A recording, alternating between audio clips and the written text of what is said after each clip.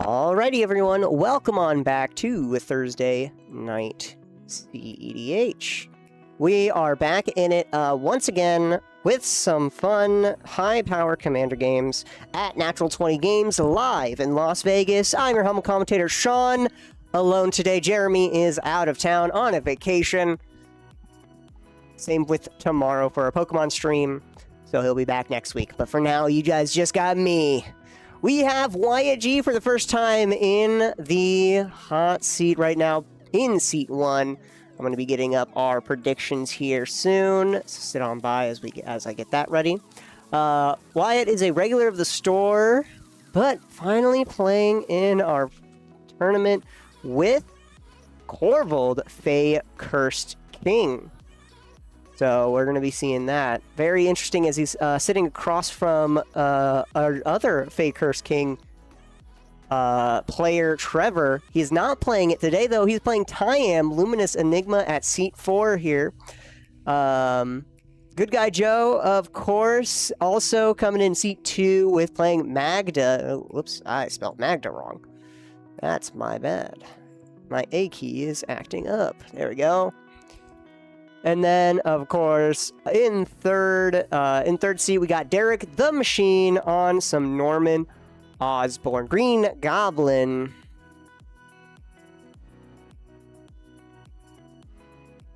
Machine, there we go. Green Goblin, just that Grixis shell fun stuff. So we're going to be having the... There we go. We're going to have the predictions up. You guys have 10 minutes to... start it on in. Put in your channel point predictions to see who's gonna win round 1. Looks like our players are all set. Wyatt's going to 7. Joe's keeping up a 7. Same with Derek, and we got a 6 on Trevor. Good luck as they have an hour and 20 minutes on the clock to start things out. Fun fact for you guys tonight, we actually have something different for tonight. It is a little bit of a lighter night today. We only have 4 rounds. But added on to the rules, we have a additional tiebreaker. Now, there's a tiebreaker of seat order. So, for example, we have 4 pods in round 1, right? Right now, we have 6 pods going. But in this hypothetical, we have 4 rounds. In Pod 1, Seat 1 wins, Pod 2, Seat 2 wins, Pod 3, Seat 3, and Pod 4, Seat 4. When it goes, that Pod 4 winner is going to be on top because he won in Seat 4. So, the later your seat, the better your tiebreaker is. So, that's going to be added on to this tournament to test it out. It was a consensus vote from everyone in our tournament today, so they are A-OK. With this new rule. So, for example, right now, if Trevor's going to win, right, Trevor is going to get a phantom 4 points added with his tiebreakers. So if anyone has the same amount of points as him, which is 5 points for a win, then he will be on top if any of his opponents were in an earlier seat. Just to give you guys a quick update on our rules for tonight. But back into the game here, Wyatt's going to be starting out with just a Shockland. Good Guy Joe's putting out a good old mountain walking dwarf. Derek the Machine getting Norman Osborn out turn 1. And then lastly, Trevor with a Gemstone Caverns early game. We're doing a Windswept Heath fetching for, I believe, a Savannah. Derek also has a Gemstone Caverns here with a with an Underworld or an Underground Sea and a Soul Ring. Absolutely ramping out the wazoo. Weathered Wayfarer is we're starting out with. Weathered Wayfarer is a 1-mana 1/1 with 1 mana tap. Search your library for a land card, reveal it, put it into your hand, then shuffle. Only activate if someone has more lands. Wyatt's going to Entomb on end step, and this might be game here. After, of course, Trevor's put out a Sylvan Safekeeper. Did we get a turn 2 win here, Wyatt? We're going to grab up Entombing a Lumra.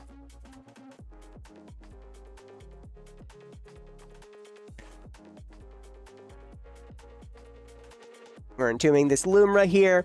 Lumra's power and toughness is equal to the number of lands you control. Whenever Lumra enters, mill 4 cards, then return all lands from your graveyard to the battlefield tapped. This is perfect with Corvold in its graveyard landstorm, quote-unquote landstorm idea. All about sacking lands and drawing cards with Corvold, and then having a way of having them re-enter from the graveyard with, for example, Lumra, or Aftermath Analyst. Wyatt's playing down a second land for turn.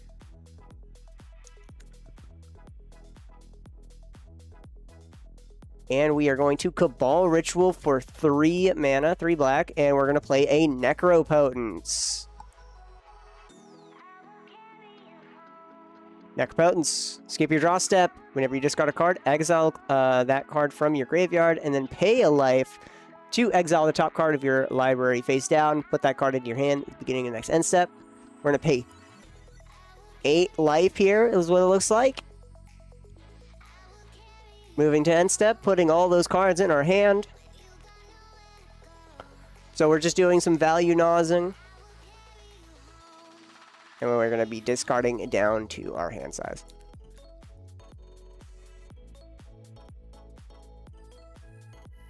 So right now, perfect card selection here. Or near perfect card selection. Grabbing up 7 cards that he wants for his next turn, or maybe even this turn cycle. Could be getting some free interaction, you know. Maybe having the red force of will known as Simian Spirit Guide Pyroblast.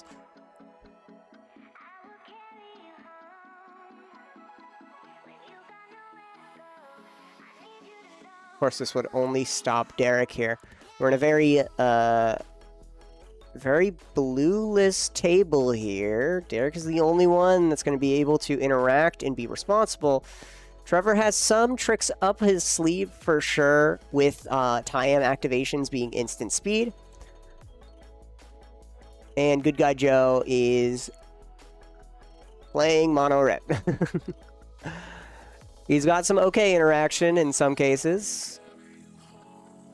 Red Elemental, Pyroblast. So we got some land, Adnaz, and Lotus Pacobra is going to be put into the graveyard here.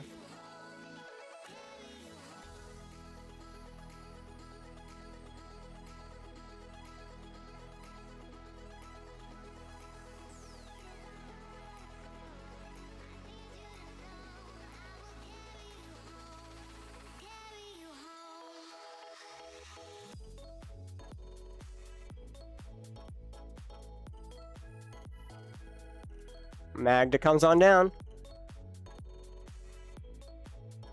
And we swing our Mountain Dwarf here, making a treasure.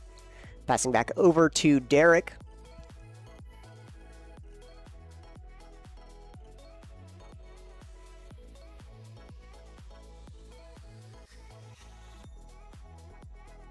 Swinging our Osborne over here at, I believe, Wyatt, and we connive.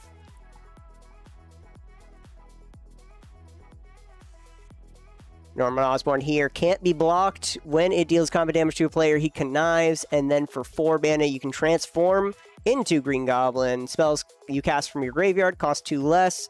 Each non-land card in your graveyard has Mayhem, and this Mayhem cost is equal to its mana cost. You can cast a card with Mayhem if you discarded it that turn. Timing rules still apply. Flying, Menace, fun stuff. We're going to Jessica's Will. Targeting Wyatt.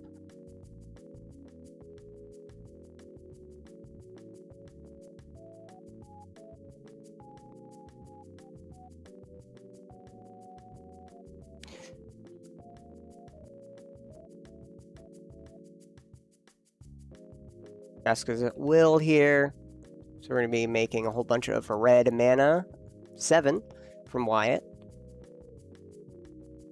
Unless we have a way of stopping him.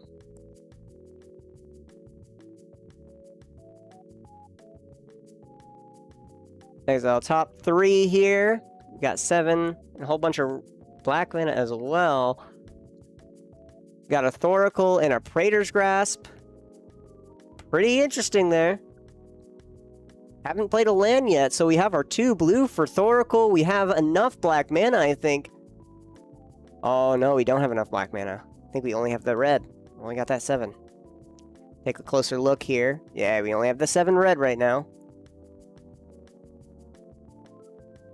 So right now we have 6 red. We're going to do a frantic search so we can untap some mana. I think we tapped for 2 black. No, we tapped for blue here. We're using both. Moving to discard 2 cards, untapping 3 of our lands.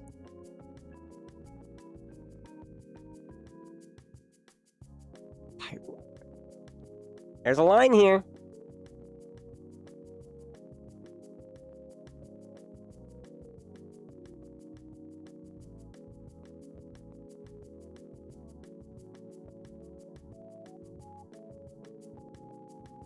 Praetor's Grasp. Derek says for a wheel, perhaps.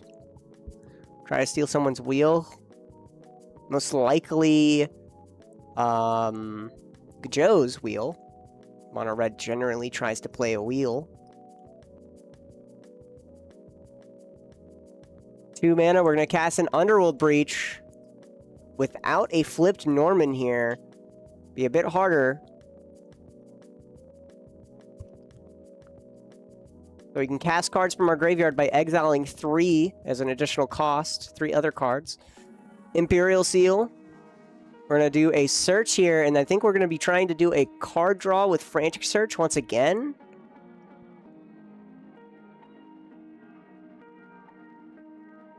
Then we get Tainted Pact to Mana Consults. Surprised he passed the Demonic Consultation here.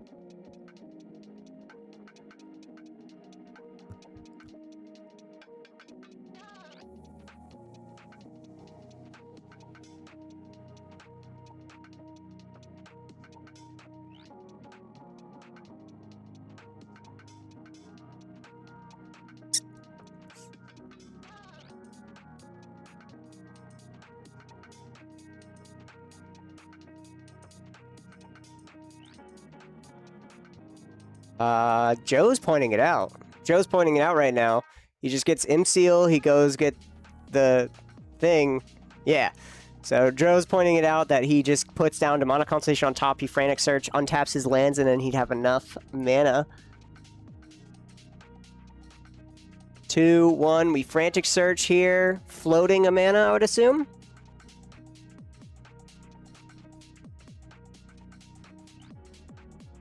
Yep, we're going to float a blue. Then we're going to Frantic Search, draw 2, and discard 2. So we got, there we go, City of Traders discarded, and a Mindbreak Trap discarded. And we untap 3 of our lands. Blue and 1, we Brain Freeze, we have the Underworld Breach. Jessica's Will. Frantic Search to untap as well. 6 spells. It's going to be plus the 1 or 6, including the Brain Freeze. So we're going to get 18.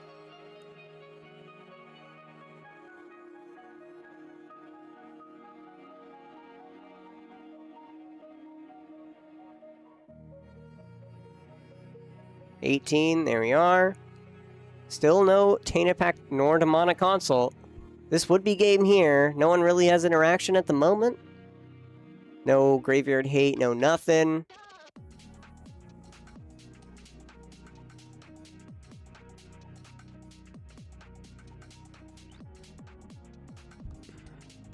We have only 1 red here left. I'm gonna float 3 more blue.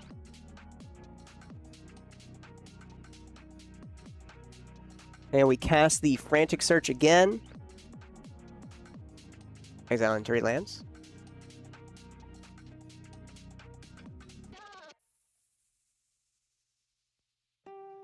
Discarded those here because we discarded them. Norman Osborn, we'll see those as a discarded couple of cards.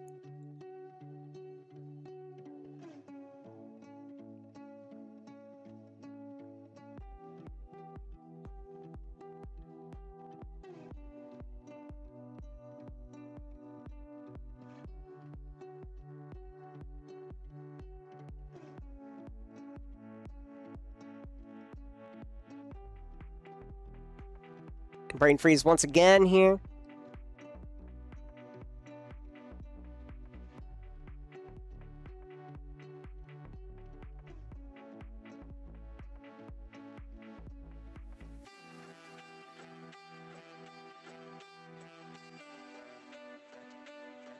All right, start milling once again here.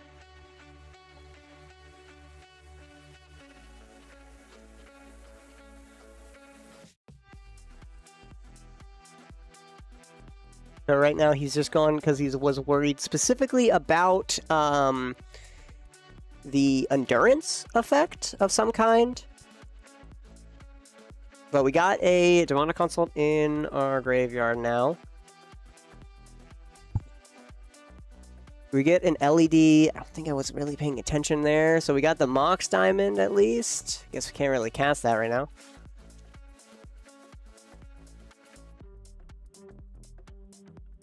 Mox Amber.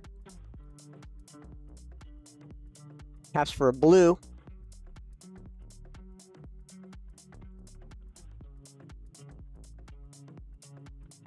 Main thing to worry about is a endurance. Does our opponents have an endurance here?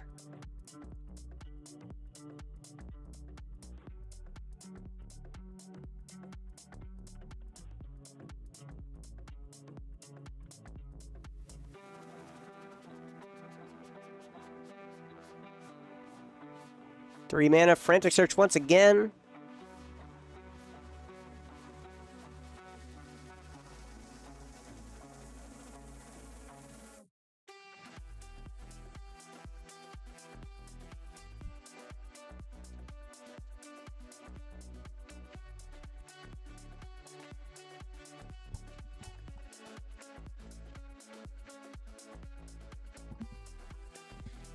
Mana Bolt.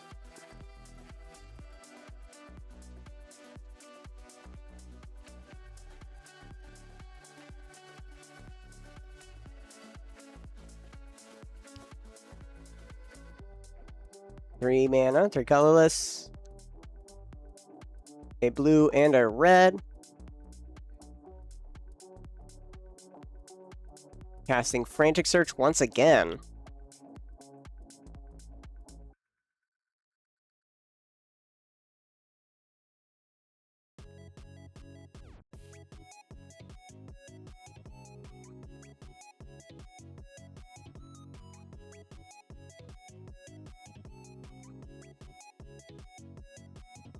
Draw two, discard two. Looks like a Wheel of Fortune and Wanshi Tong. For a blue and a colorless. We're going to Brain Freeze again.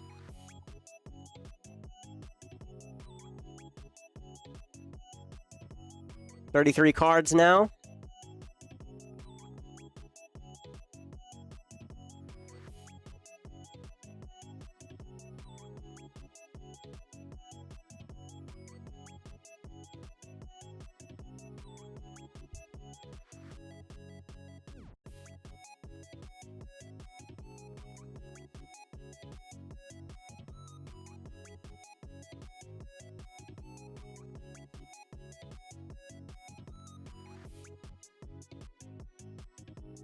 $36. Oh, because he forgot to count the Mana Vault.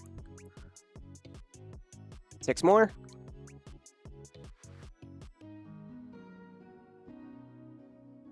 All of them are milled, so his entire library is now in his graveyard. He has no deck. LED. Crack that for probably some blue, and Thoracle for the win.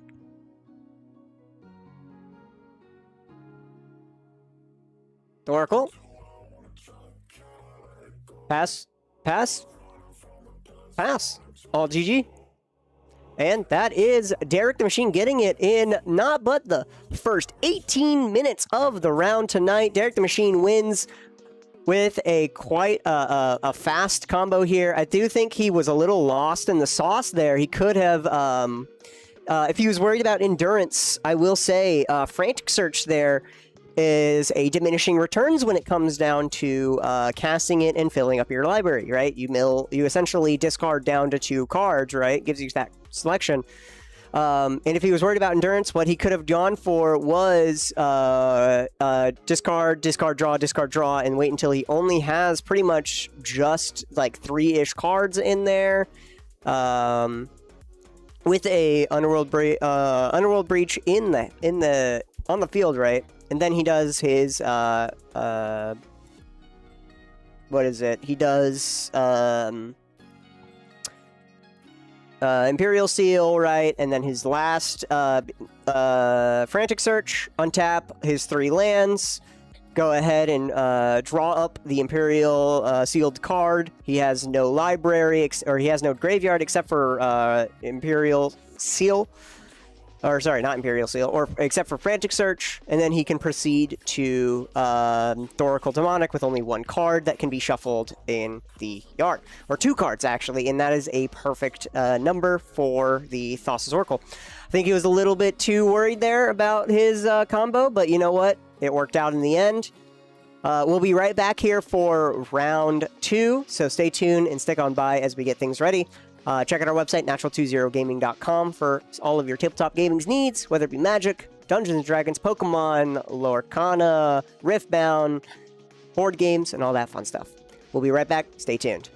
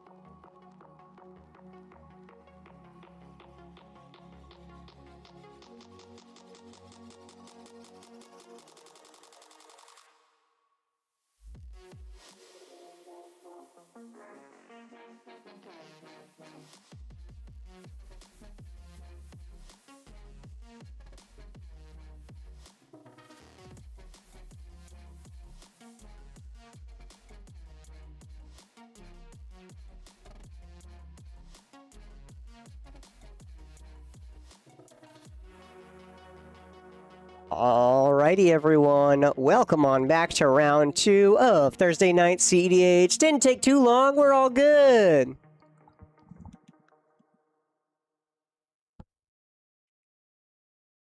Way too much for someone playing Blue Spot. Fair enough. Alright. We are back on in.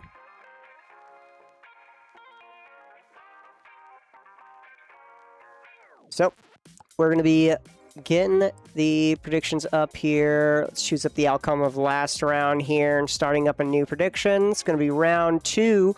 We have in the room Chris T. Keep on trying to go for that nickname. Trying his best at the moment, but right now on Mono Blue Lord High Artificer, going for some Mono Blue artifact shell here, I would say. We've seen many different Mono Blue commanders, a very similar playstyle. Go-Go's. I'm trying to remember. The Lady of Scrolls. Got a whole bunch of fun stuff. We got Lurch as well with that Timnathras. Good old-fashioned Blue Farm. Josh the Disqualifier back in, earned his nickname from Shamrock Showdown 2.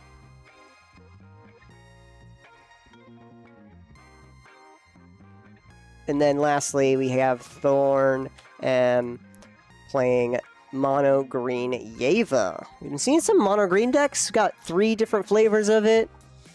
I have the prediction started 10 minutes. Guys, put in your predictions right now. There we are. We're all set. Looks like everyone's going for a 7, except for Chris going for a 6 hand on turn 1. A little bit greedy, but all right. Going for something. Going for something. Good luck as they are going to be starting out. They have an hour and 20 minutes. Welcome on in, everyone, to round 2, live at Nat20 Games. Got some pre-games. We got a Gemstone Cavern from Lurch with a Timnathras.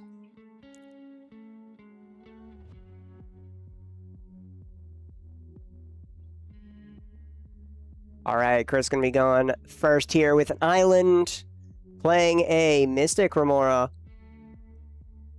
Into Josh going to turn. And a Soul Ring, Verdant Catacomb, fetch for an Underground Sea, and grab that Soul Ring. Lurch going to turn. Getting rid of a Flood Maw here for his Gemstone. We're going to play a Command Tower. And we're going to play a Noble, getting our colors already. Mockingbird for another Noble. We are ramping as fast as possible.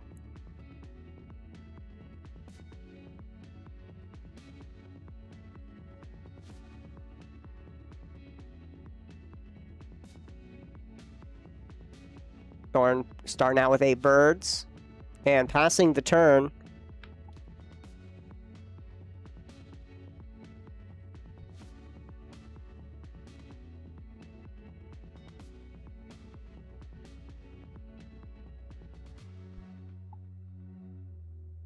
Playing a second island, paying for our fish, and passing the turn. Mystic Remora. It's only drawn us 1 card so far. Josh, the Disqualifier, is the only one who's really going to be triggering it. Lurch plays a lot more creatures. Same with maybe Thorn. Lurch is going for, of course, that Timna, the Weaver. Trying to hit a wide board state to get a consistent 4 card draws every turn, including his draw for turn.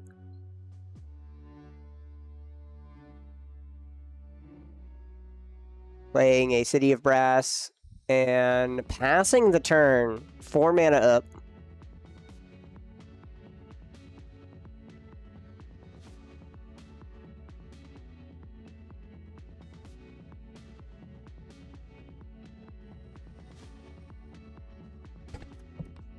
And for 3 mana, after casting our own Mystic Remora, we play a Timna. Chris is going to be drawing, of course, a card from that enchantment.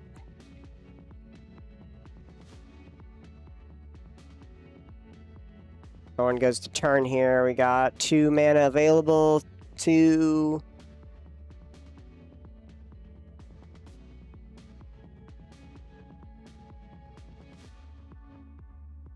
With the CEDH Hub LV testing new tiebreakers tonight. Absolutely. Said that in the start of the stream here. I'll say that once again. We are testing out a new tiebreaker, a seat order matters tiebreaker.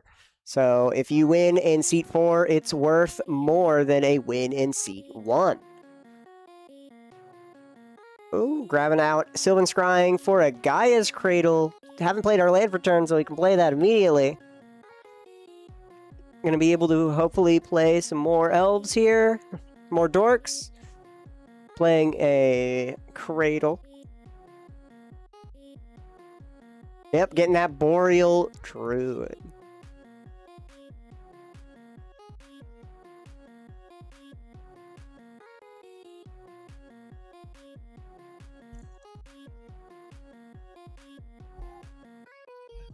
Oh, thank you for the subscription, Cat Dimar.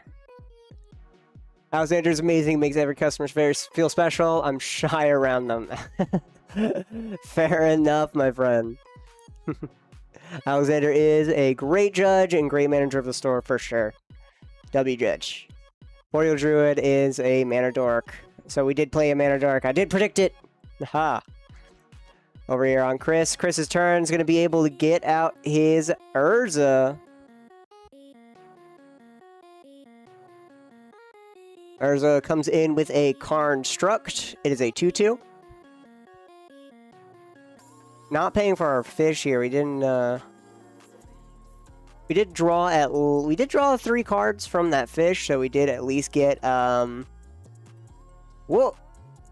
Gifted a sub to Alex. Nice. So we did get a bit more greedy here. We're using some floating mana to cast a Felwar Stone, making Lurch draw a card. And Josh is going to Enlighten Tutor on the end step, and we're going to be finding out Storm Count right now. We're going to mill?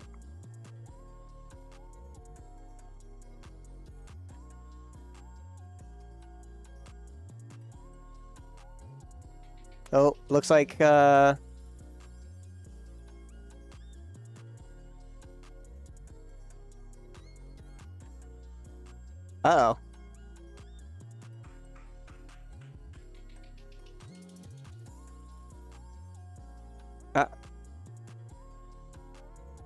We call a judge here because Lurch did attempt to counter after Josh picked up his deck.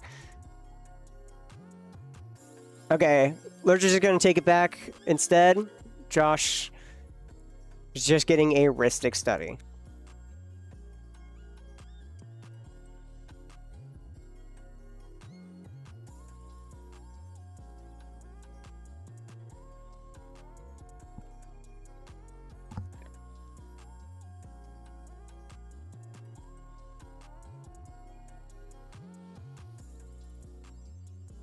Alright.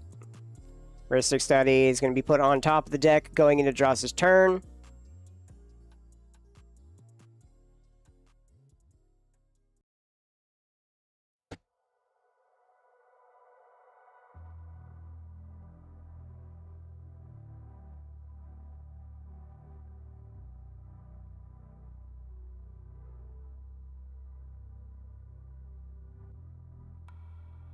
There we go. Putting that Rhystic on top. Storm count is 4. Josh, do you have some Amphibian Downpour?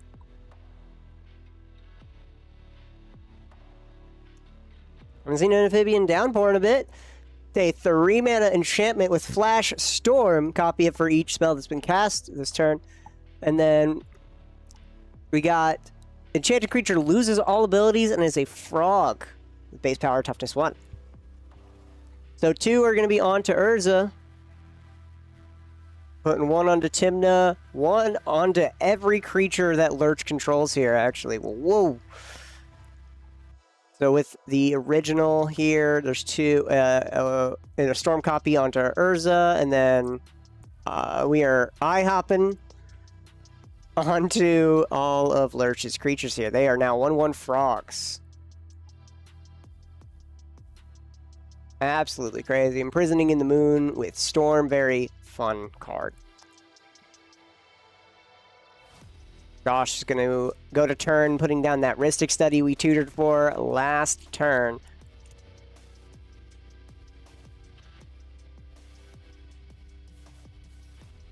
And we pass the turn.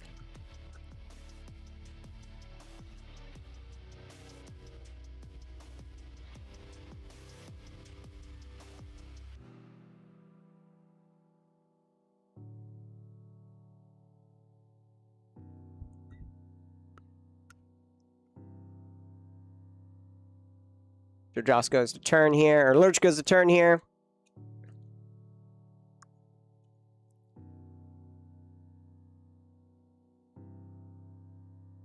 Paying for our Mystic Remora. We shock in a land.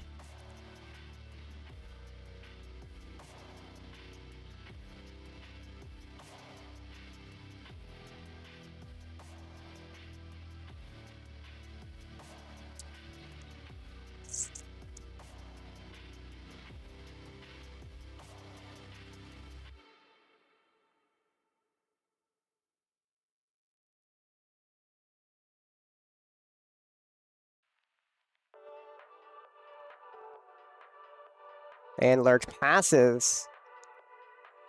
But I believe a Training Grounds.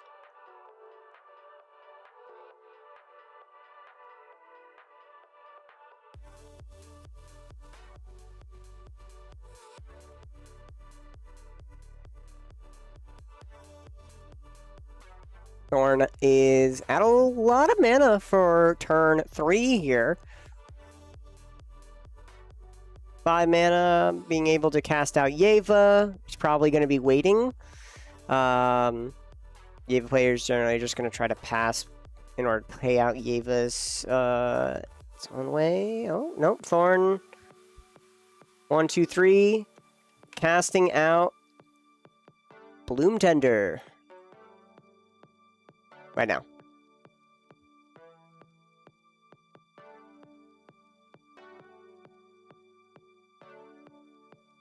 That is a Hope Tender. Sorry, not Bloom Tender. 1 mana, untap target land. 1 exert it, untap 2 target lands. If Hope Tender is a land, then we can untap it multiple times.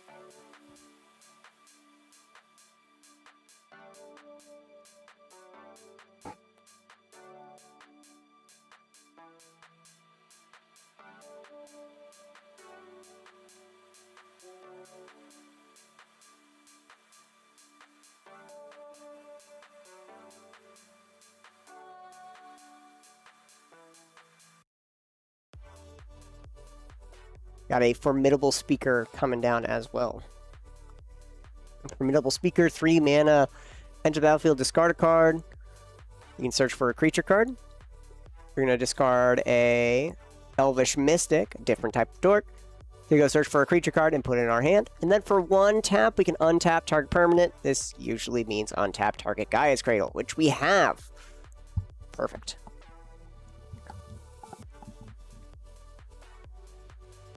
Untap. Move to draw.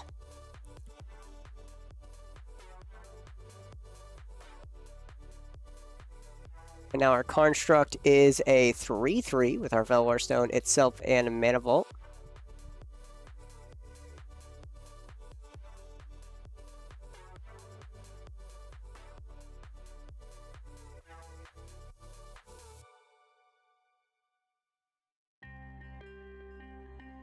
Move into combat. They're swinging a frog over at Lurch. And do they want to trade Urza and Tymna's?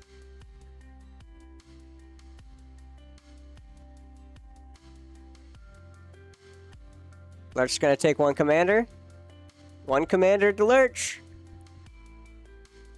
He does not trade Tymna, does not trade commander for commander.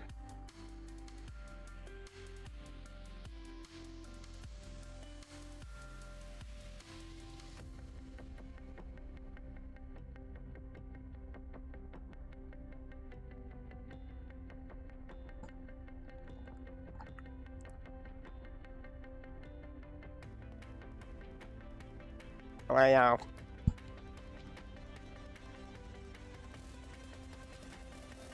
Thorn might be trying to go for a win here next turn with the Hope Tender and Formidable Speaker. Imposter Mech. Or are we copying?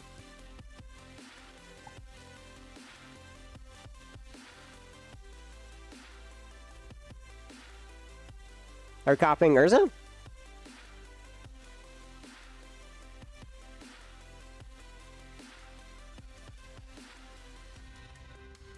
Imposter Mech coming in.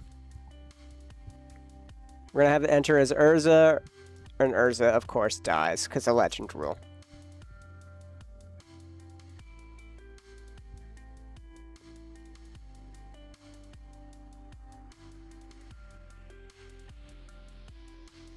Imposter Mech does say opponent controls.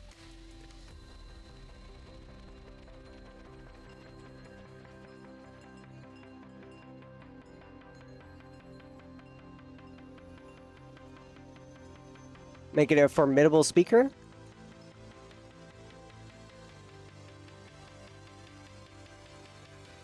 Discarding a card here.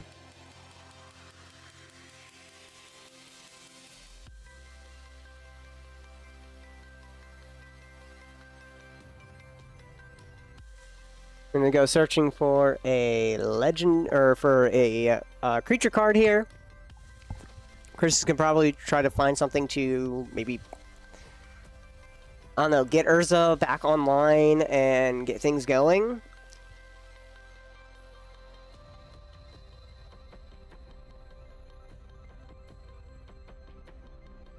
Going to Josh's turn. Josh will have 5 mana up with Heuristic Study. Looks like he's drawn, I believe, 1, 2, 3, 4 cards here.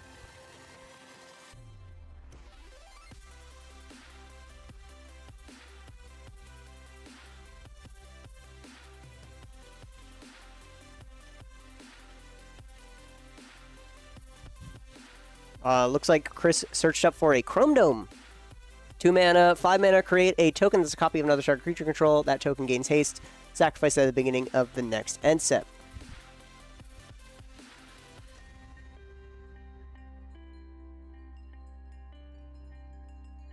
So we're going to tap Formidable Speaker to untap the Mana Vault here. And for 3, we're going to cast a Heuristic Study as well.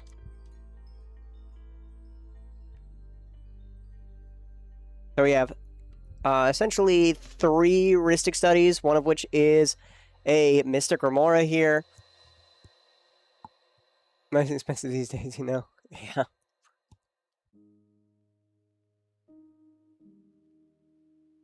Just Animar will win it next week.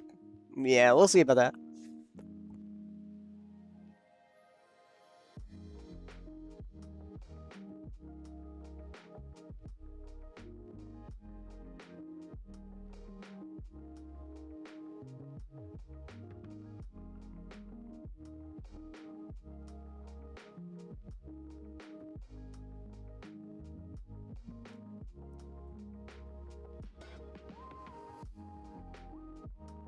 So, Heuristic here, everyone's going to be drawing. Josh goes to turn and just passes. Okay, nothing else, and we pass over to Lurch. Mystic Remora dies, as we do not want to pay for it anymore.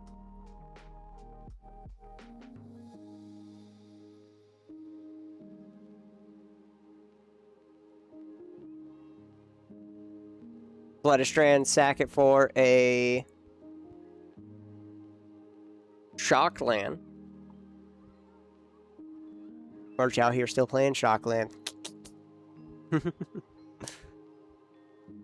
Not Proxtober quite yet, guys, so gotta be running these actual cards, Shocklands, and everything.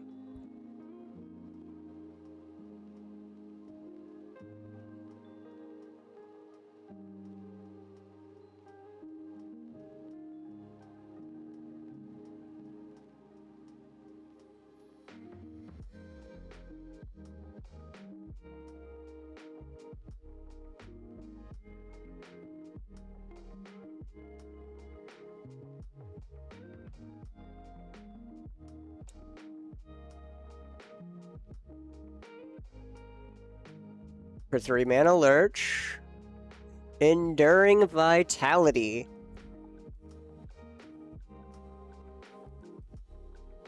Enduring Vitality makes all of our creatures dorks. Well, all of our frogs, at least, right now.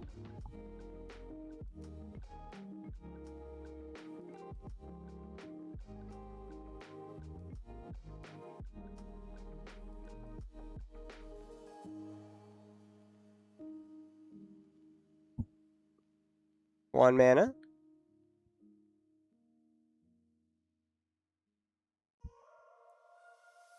Three mana. Ranger Captain of Eos.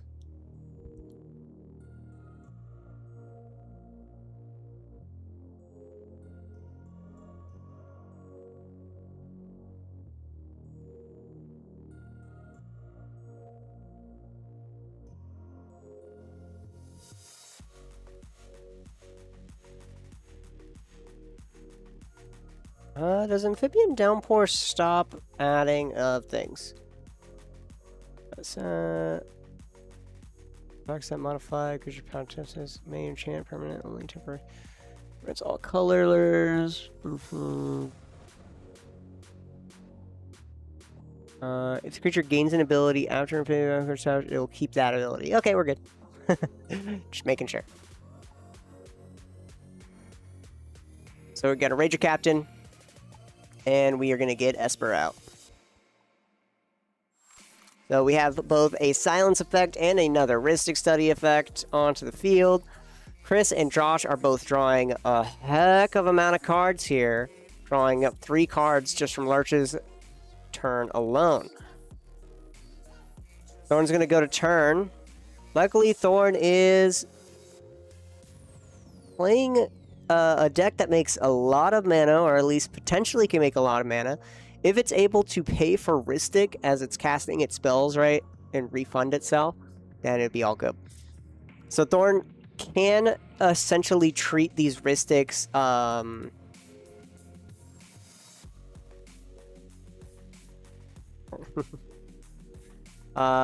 Chris can kind of cheat these Rhystic Studies almost like every spell he casts costs 2 more to cast.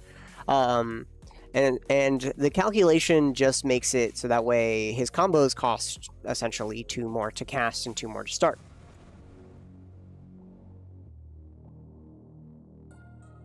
Alright, so Boreal, we're going to play Nashaya, Esper, Sentinel.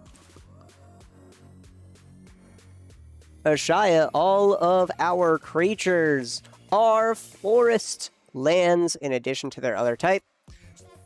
So, essentially our own Enduring Vitality, making all of our creatures into dorks. Even though they kind of already a little bit are.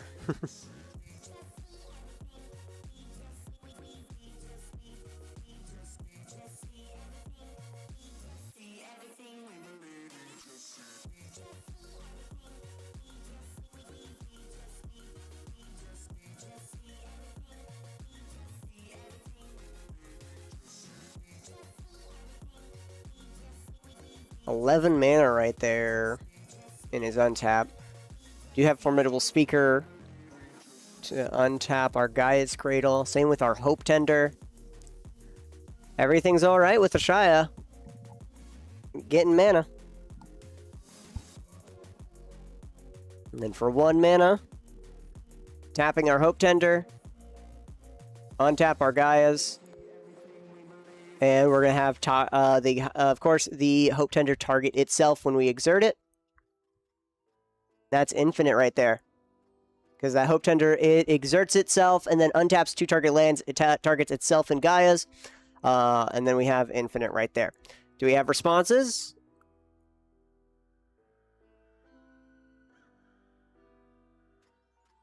Josh? Worm's Chant or something?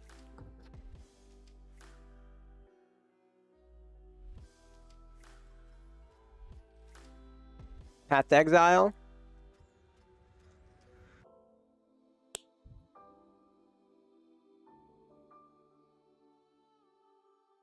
Yep, Path to Exile the Ishaya. I will say this actually might not work here. I honestly think what Thorn could do is maybe Formidable Speaker. Oh, he does not have enough mana. He is slightly off on his mana. If only he had a way of giving Hexproof. Six-Could Veil or Heroic Intervention. Autumn's Veil, or Autumn's Veil doesn't work, and I don't think Veil of Summer works either.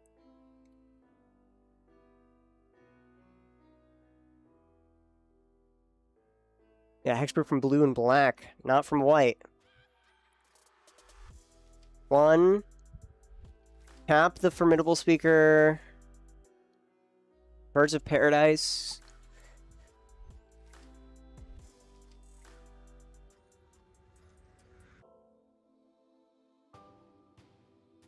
Yep, tapping Formidable Speaker to untap the Gaia's Cradle from Formidable Speaker.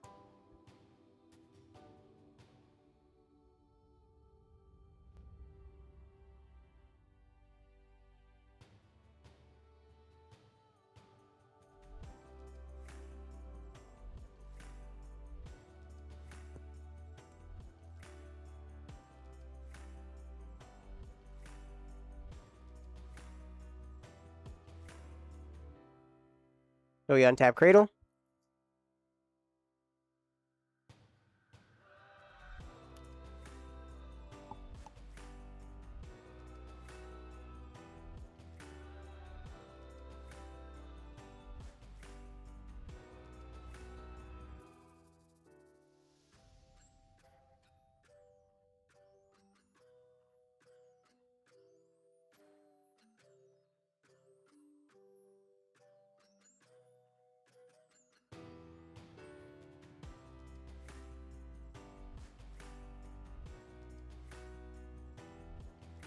Does Thorn have a way to win here with an untapped Gaia's Cradle and Yeva? Essentially being able to cast out Yevo and with 2 mana open, maybe we'd have a way of protecting 2 mana with like a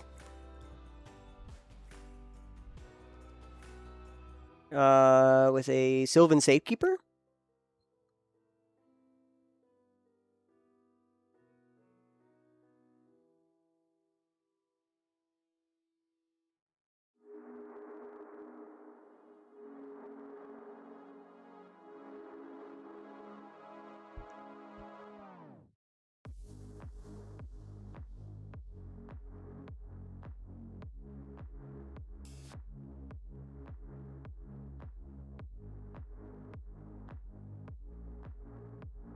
Looks like Path is good as we float 5 mana.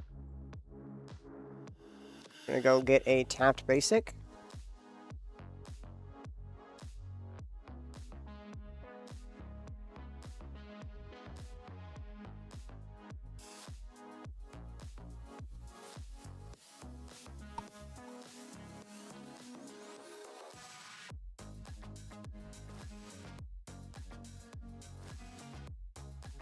Five mana available after that interaction here.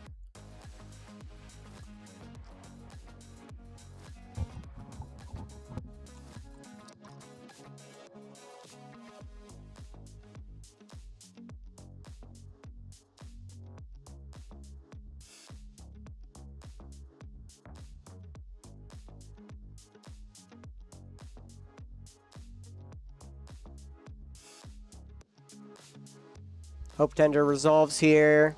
Hope Tender's going to untap itself and Guy's Cradle.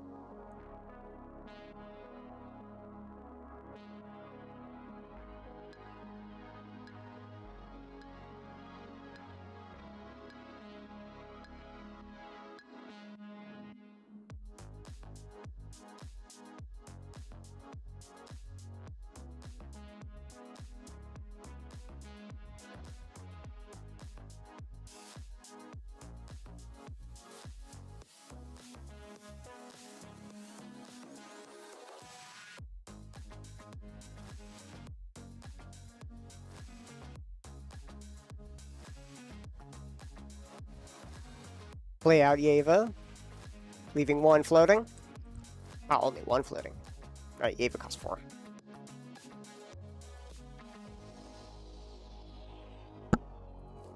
Here's 6 settings, of course.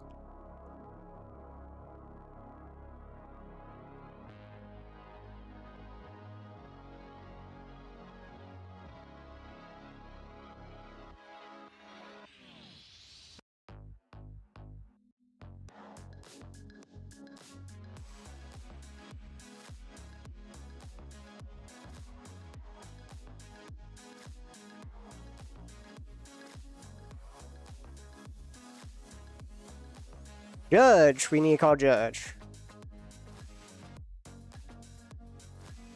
Judge? We're gonna be resolving this here real quick. Be right back.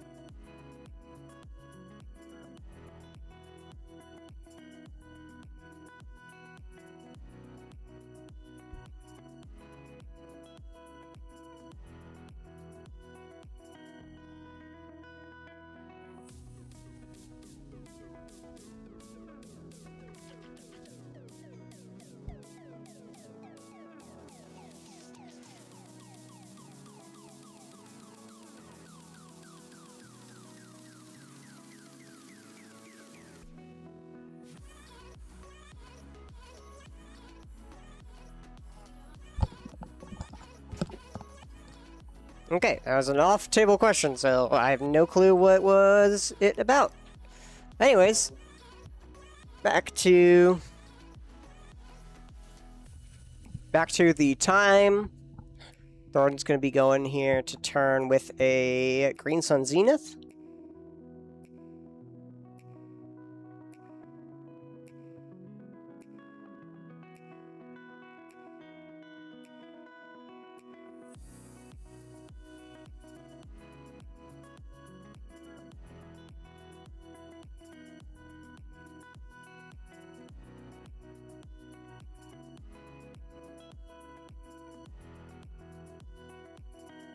We got our Green Sun Zenith.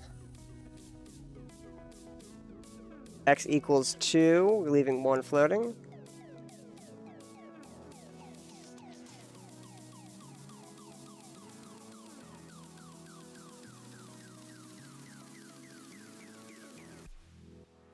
Gonna be a collector of her.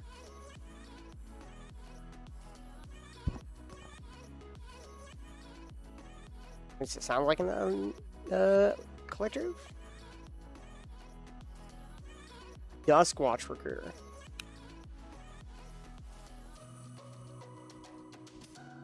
In response, though, Josh taps Wan Shi Tong.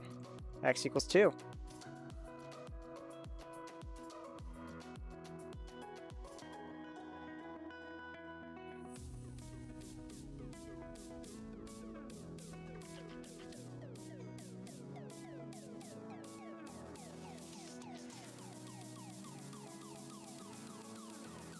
Duskwatch Recruiter.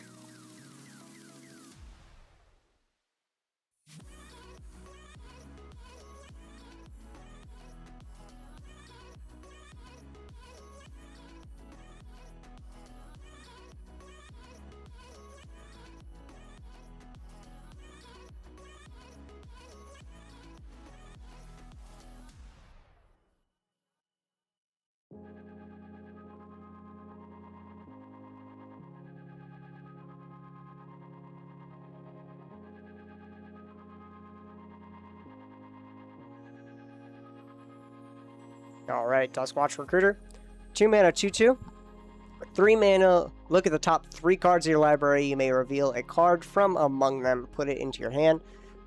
Put that rest to the bottom of your library in any order. At the beginning of your each end step, if no spells were cast last turn, transform this creature, and it'll become a Krellin Horde Howler. Creature spells you cast cost 1 less to cast. Beginning of each upkeep, if a player casts 2 or more spells last turn, transform this creature.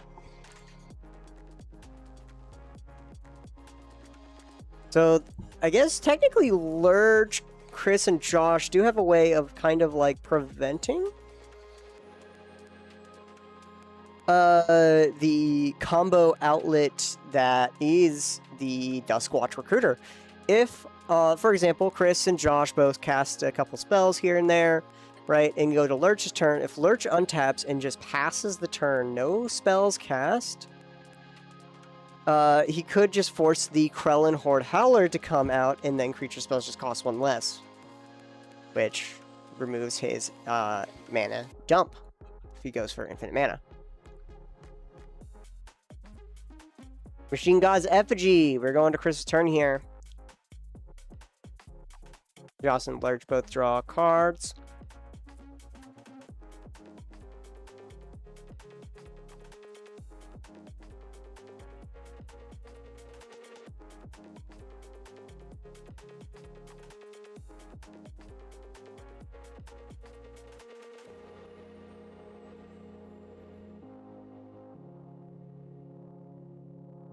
Make a copy of Urza.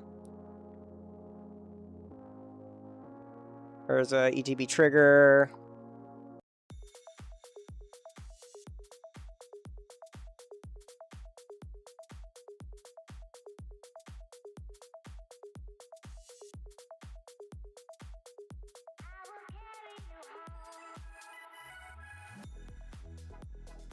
We're gonna call Judge.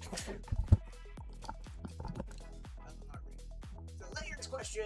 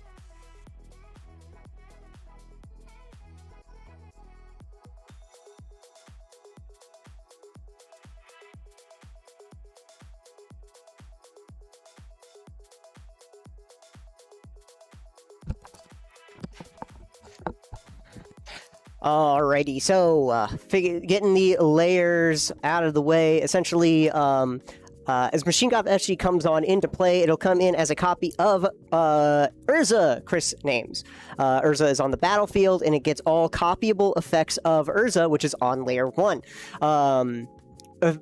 Amphibian Downpour is a layer 3 effect, which is all text-changing effects. Well, Amphibian Downpour does more than that, but the earliest is the text-changing effects. So, because of Machine God FC makes a copy of it, it only copies the copyable effects, only copying the layer 1. It does not copy any subsequent layers after that. Layer 2, controlling effect. Layer 3, text changing. Layer 4, type changing, right? Changing it to a frog. Layer 5, color changing, changing it to blue. Or layer 6, ability changing, or ability granting or removing effects, which of course is that. And then layer 7 being power and toughness changing effects, changing it to a 1/1. Chris is going to then dramatic reversal.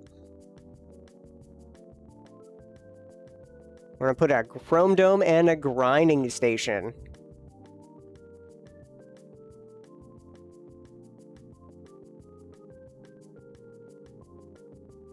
Chrome Dome is a, quote, combo with Metalworker. He doesn't have Metalworker in play at the moment. Also, it's kind of a combo with Chromatic Orrery. You can tap Chromatic Orrery, make a copy of Chromatic Orrery, and you just have infinite tapped Chromatic Orrery. So you don't net mana. You don't net mana. You just copy it. You only net mana if someone has a Kinnan in play, which Lurch could have. So Dramatic Reversal is going to resolve here. We're going to untap all of our non-land permanents. We're going to play a Lotus Petal, paying for Ristic. And then Chrome Dome for 2, and then pay for Ristic with that. Josh's going to take a look at Chrome Dome. Chrome Dome is going to make 5 mana to make a copy of artifacts, but with haste.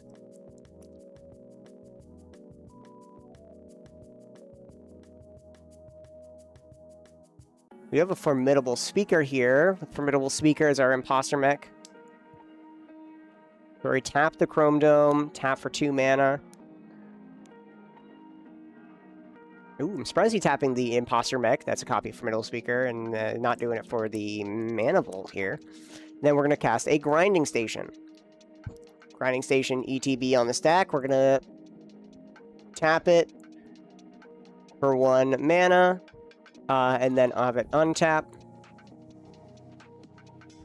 And then we pass the turn over to Josh.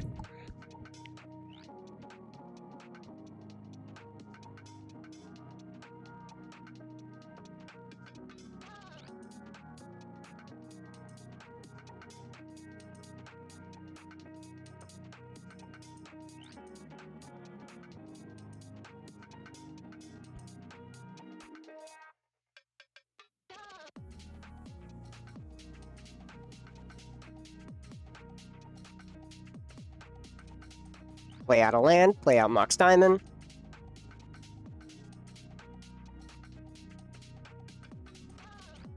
Everyone can draw. Mox Diamond resolves here, so we discard a command tower. Or the Spire of Injury.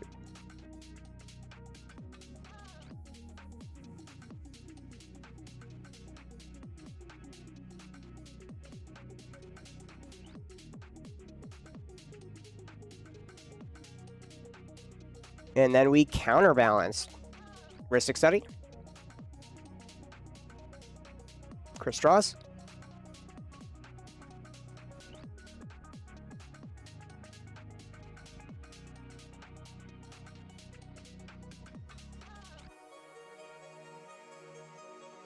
And we fell Warstone.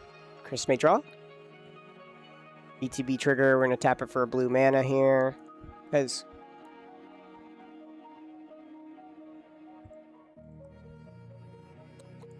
Grinding Station does.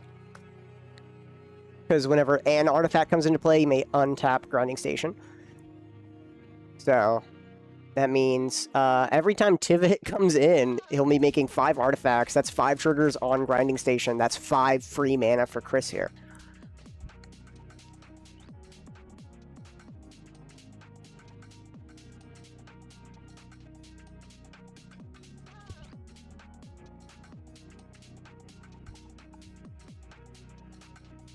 Chris has 9 mana up.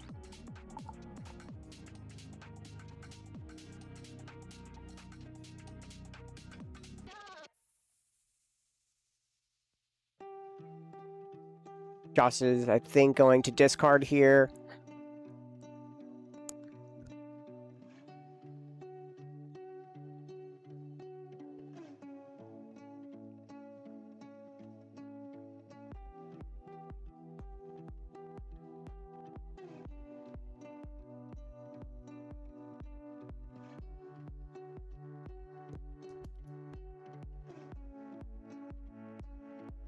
Lurch is still sitting here with a nerf on his field, right?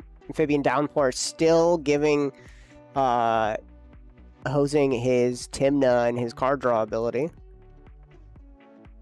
Moving to phase change here. Chris is going to use up that mana.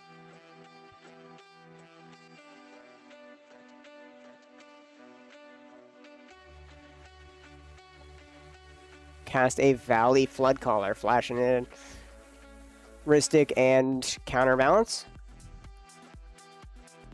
Let's Counterbalance here. Imposter Mech 2. That is no go.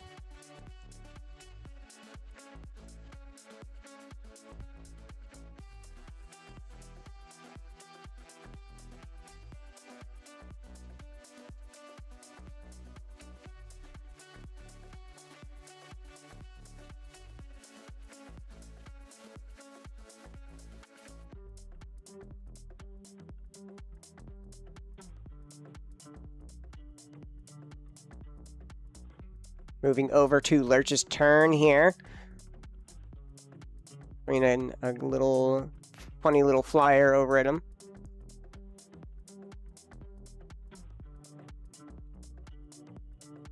Lurch draws for turn.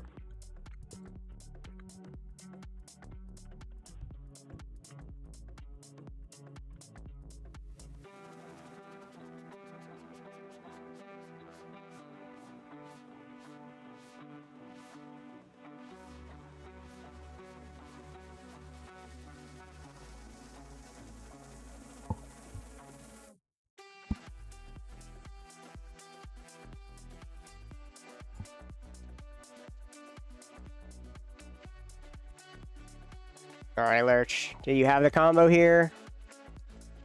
Been a long turns. Mana Volt. Nope, he does not. Trigger on Counterbalance and Rhystic. Rhystic's going to resolve first here. We're going to draw that Imposter Mech and then reveal the top. It is a 1-drop. It's countered. Ooh. Then Chris is going to draw here.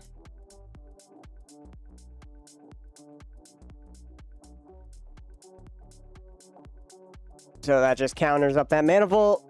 That's unfortunate for Lurch here. Say all end all here. Counterbalance. Crazy. Chris is just showing on board with Chrome Dome and Grind Station. Yep. Yes, he kind of is. He's kind of just going for it. Chris did say that his combo with Chrome Dome is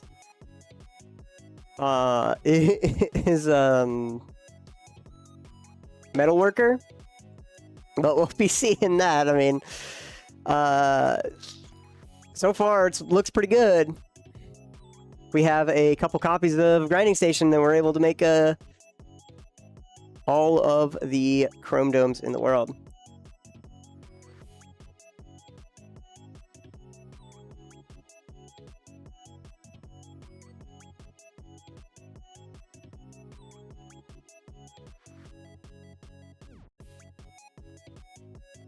I don't think his opponents haven't realized it either yet. Maybe Thorn. Thorn has been keeping quiet here. He's at flash speed at the moment. Josh is going to Vampire Tutor in response to a Grand Abolisher.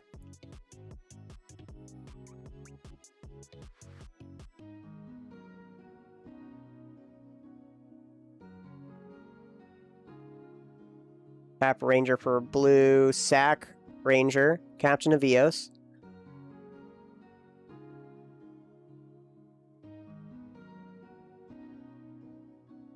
So this is a response to Grand Abolisher. So Josh is going to try to go for a 2-drop on the top. Tapping Felwar Stone. He does have Urza. He has a copy of Urza with Machine God's Effigy.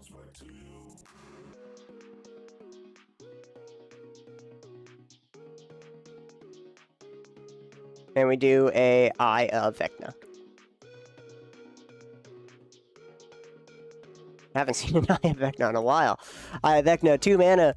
When it enters, draw 2 and lose 2. And then at the beginning of upkeep, you may pay 2. If you do, draw 2 and lose 2. So a bit of a extra couple of card draw with stuff like a couple of grinding stations or things that untap, unwinding clock. And it'll be able to use up a lot more of that mana more efficiently, be able to get more card draw.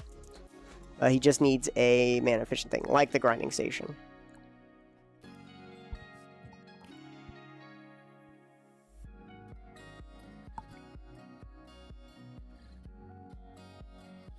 ETB. Stacking a grinding station, and then we're gonna tapping it for 1. And then draw 2, and then untap it.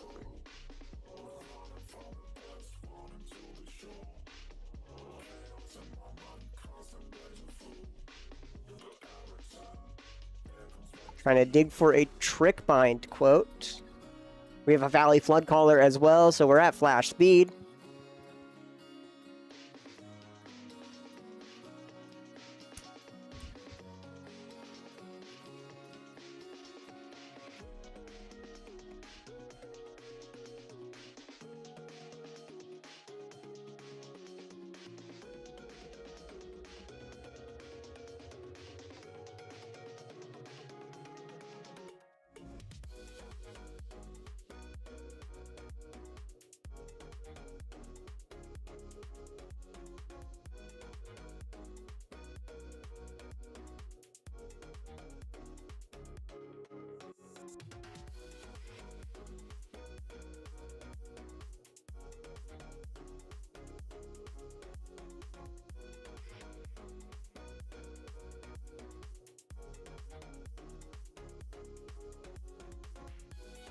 Tapping the Eye of Vecna.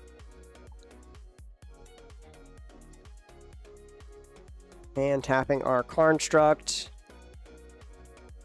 And tapping Grinding Station. Oh, we're going to use our 1 floating. Rings of Brighthearth.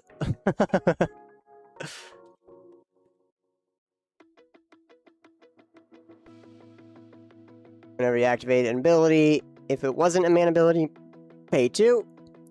Copy that ability.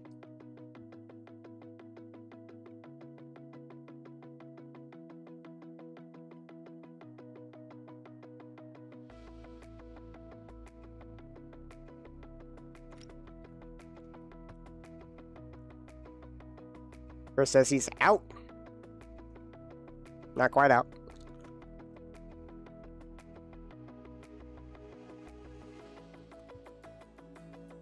Ranger Captain resolves. And then we mental misstep the Vampiric Tutor. Trigger on Ristix and on Counterbalance.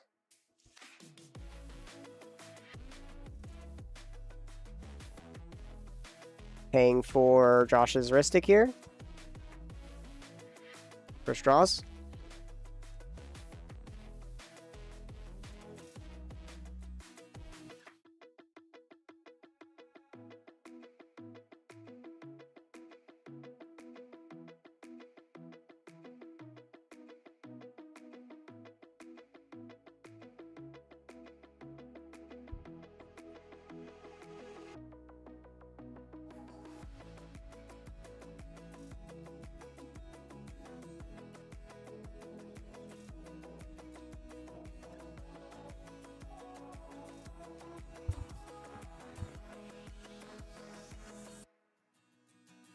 Okay, Grand Abolisher resolves. Lurch now has the turn.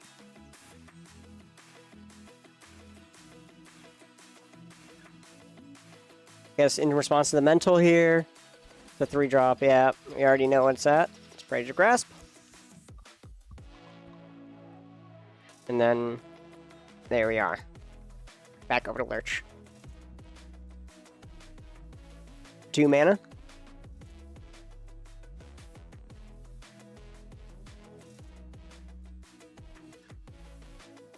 Get a little closer here. Got that Training Grounds. Don't have our Thrasios quite out yet. Could cast it right now and be able to activate it twice. We're going to Neoform our Esper Sentinel.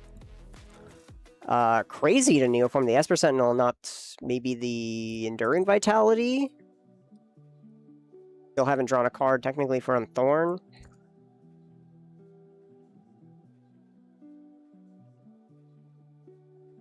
So we're going to go get a 3-drop.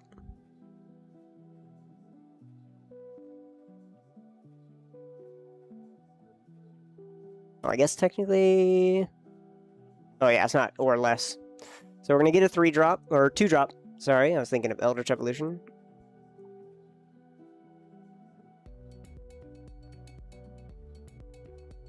A Devoted Druid. Devoted Druid.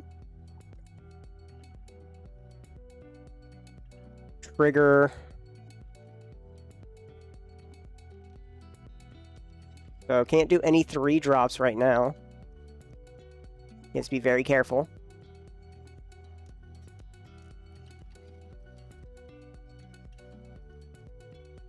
Washitong, of course, triggers. So we drew a card. So we don't know what's on top now. I'm surprised he drew a card unless Washitong is not a May.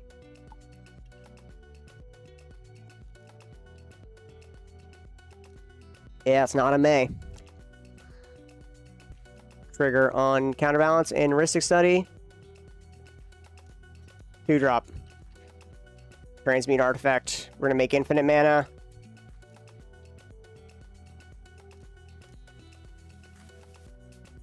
We only have 2 up here.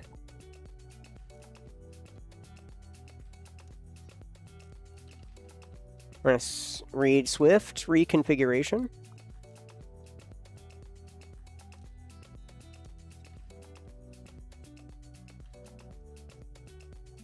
One drop. Take infinite green. So unfortunately, Thrasios will not be able to be cast at all because it's infinite. No matter what he tries to cast, it'll always be countered. We're gonna tap 1. Otawara. We're gonna bounce the we're gonna bounce it back to hand here.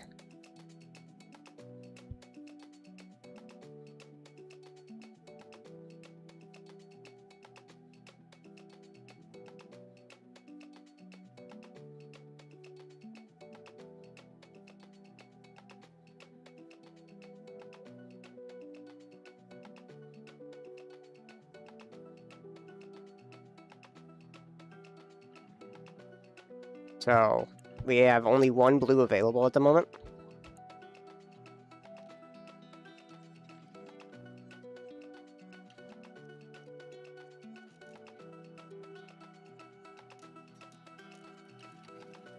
Grand Abolisher has Summoning Sickness here.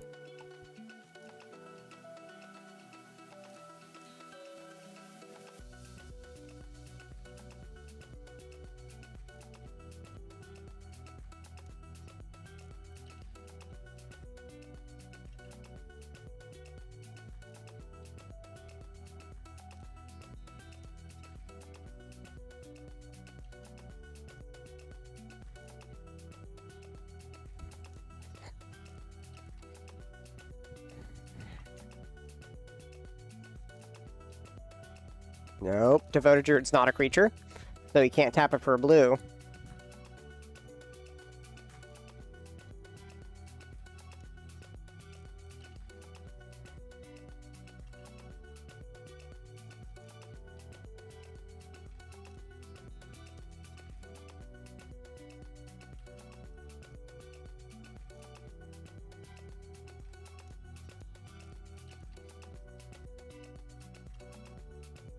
So he does only infinite green, and he has no mana outlet now.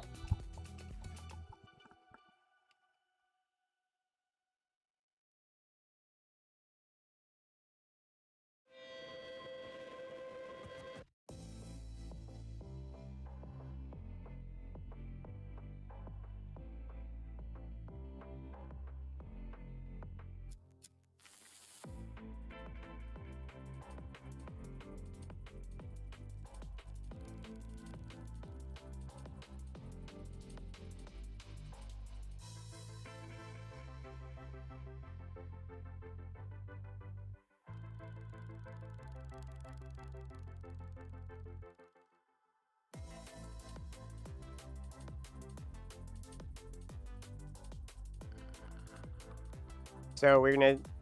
So Lurch did not cast Thrasios. He showed intent to.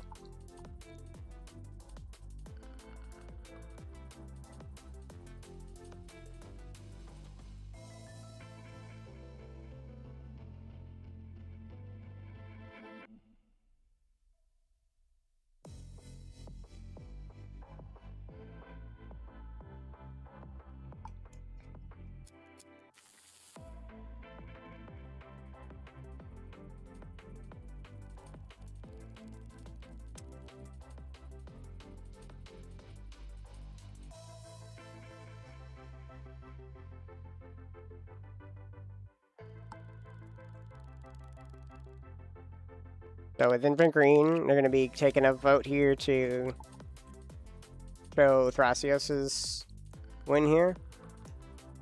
So we're going to just have Enduring Vitality. It's going to consider Enduring Vitality tapped. So he attempted to cast Thrasios. It got countered by Counterbalance. He realized Counterbalance will counter it infinitely. Essentially saying Counterbalance, you cannot... because he doesn't have a way of forcing him to draw, there is a way of forcing Josh to draw here with Wan Shitong, if he has a way of searching. But at the same time, I don't know if Lurch has a tutor of some kind in hand that he can cast with infinite green.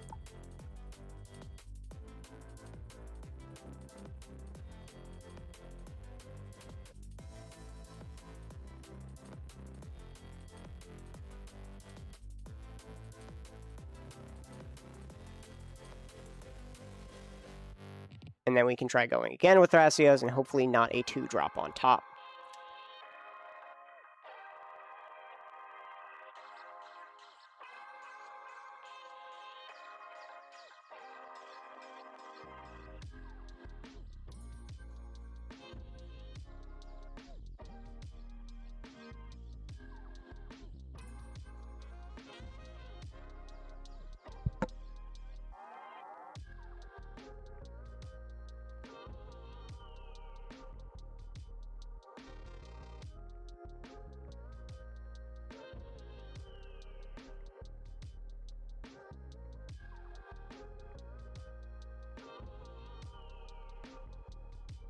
Shall we call Judge?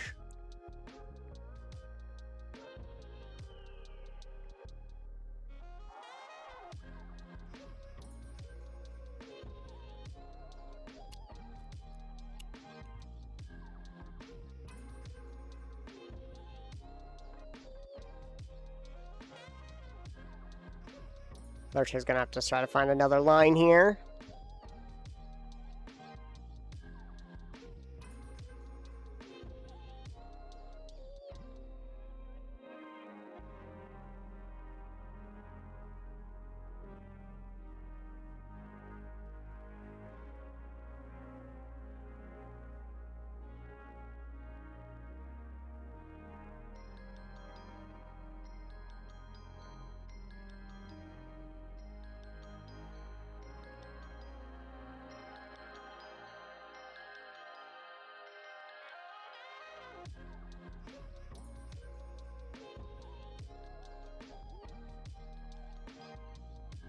Alright, Lurch, we need a game action here.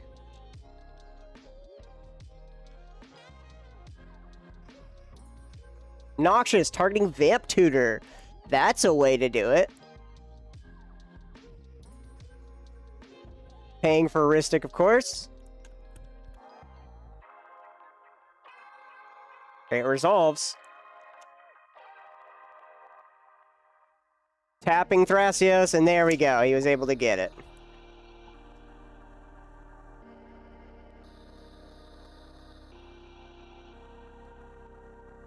Alright, Thrasios, infinite green, dumping it into Thrasios. Just colorless mana dumping into it pretty much. Imp Seal, we're just gonna get all these cards in hand. No responses here. Doesn't look like, yeah, Thorn doesn't have any mana. Chris doesn't have any response. I mean, Grand Abolisher's on the field. Doesn't seem like there's any Ottawaras. No. Yeah, because all of this is at instant speed. So he's drawing up all of his cards here.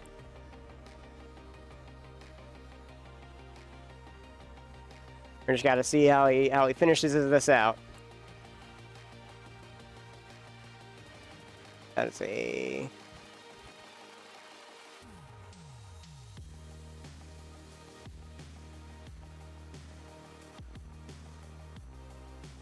Emerald Charm. To untap the Gemstone.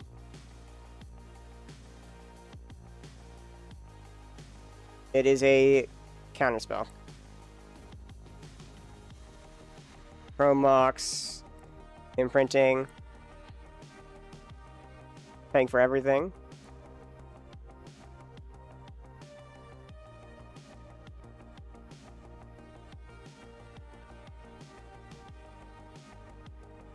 Pay for everything. There's a Boro Breeze Caller.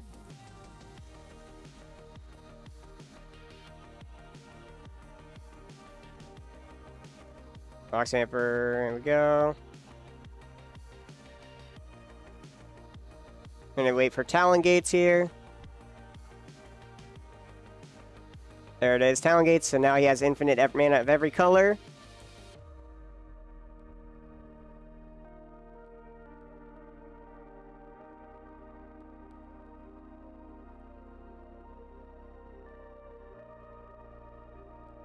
Keep going.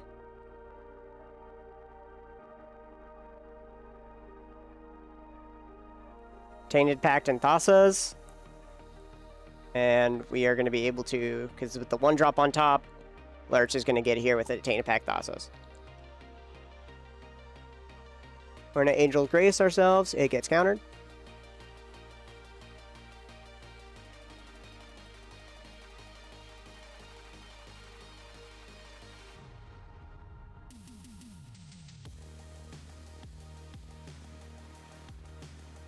Fairy Mastermind.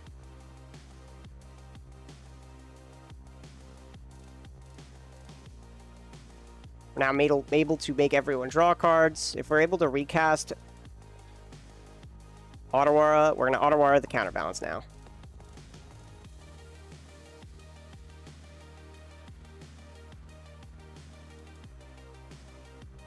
Need a way of getting it back on top here. I don't think he's not playing red, so he can't Underworld Breach.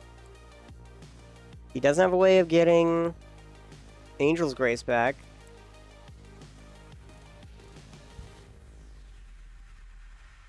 My God, look at that white card right there.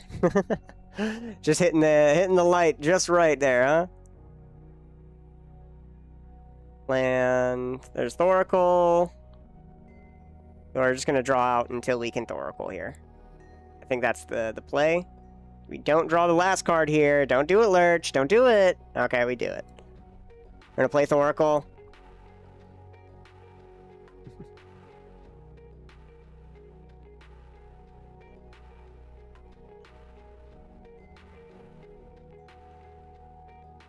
Pass priority and Thoracle.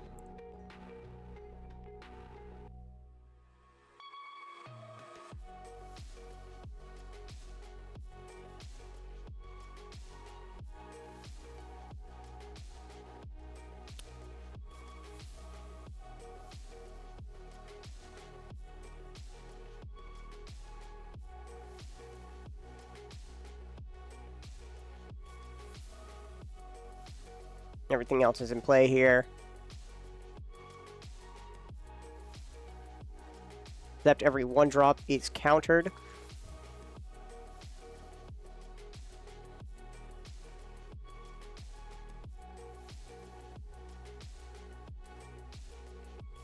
We have OBM as well.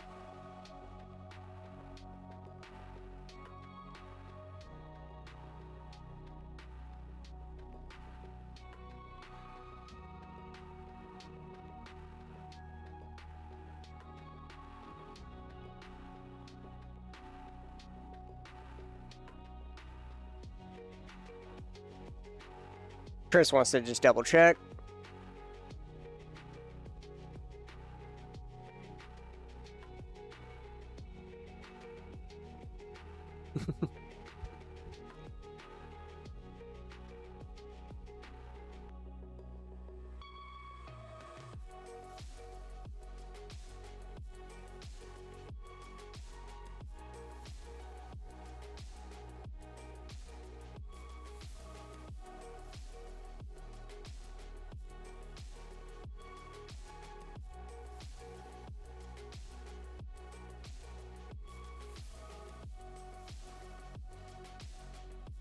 Okay, what are we doing here, Chris?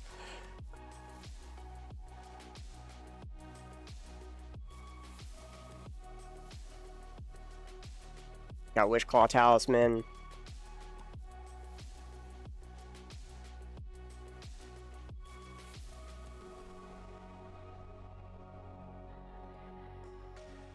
Taro is also in, so he does have to choose a Taro.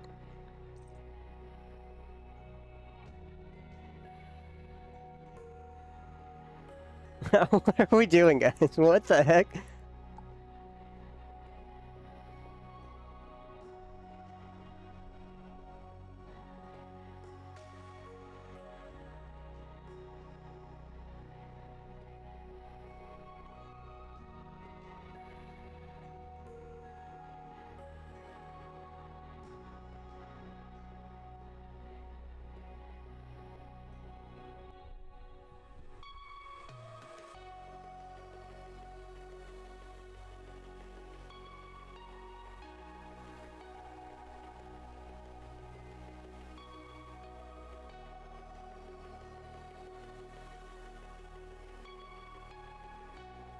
All right, so that is, I think Chris just takes a look, and I think we're all good. Did Lurch win?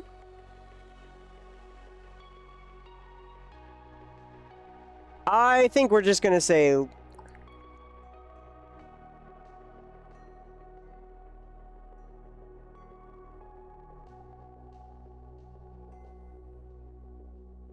right, so Lurch gets it here.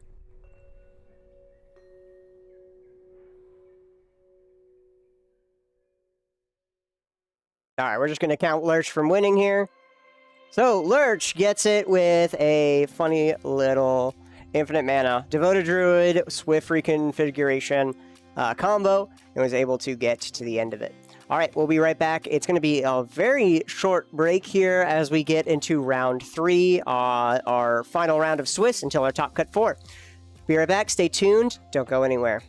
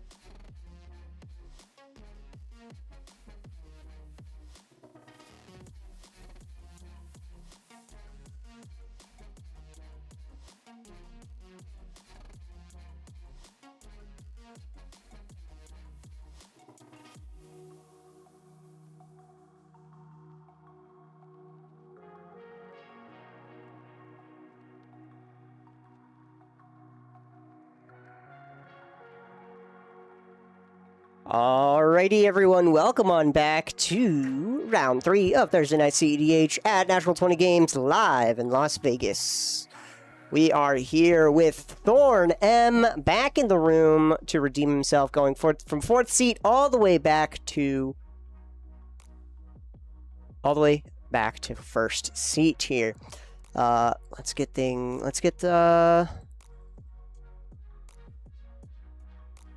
predictions going. Darth Riddell in seat 2 with Lumra, Belle of the Woods, 2 mono green decks. We got Super Trooper Sean on Terra, Magical Adept, 5 color Enchantress. And then Big Jim on Shoe Lane. Some Bant combo. Alright, we're going to start up predictions. You guys have 10 minutes on the clock. Put it in, see who's going to be winning this round. Thorn's going down to 6. Darth Riddell's going to 7. Super Trooper's keeping up a 7. And Big Jim's keeping a 7 as well. Looks like our players are all set and ready to go. Good luck as they all grab up their cards and flip them on over. Pre-games, we got a gemstone from Super Trooper. Getting rid of a demonic consultation too. We're not going to be going for that win here. Or at least not using that for the win.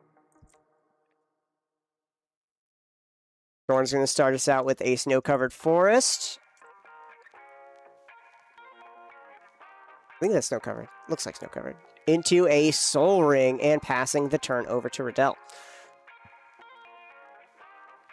Going to Riddell's turn, Sanctum of Eternity, and an Amulet of Vigor. On the end step, we're going to Mystical Tutor, grabbing up a instant sorcery, putting it on top. We're grabbing up Dark Ritual, and we have a Necropotence in hand.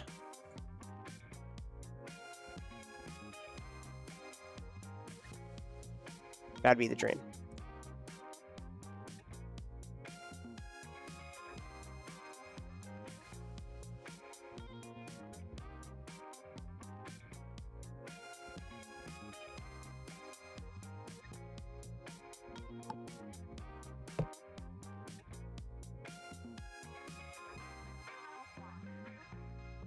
I'm going to put a Demonic Tutor and pass the turn.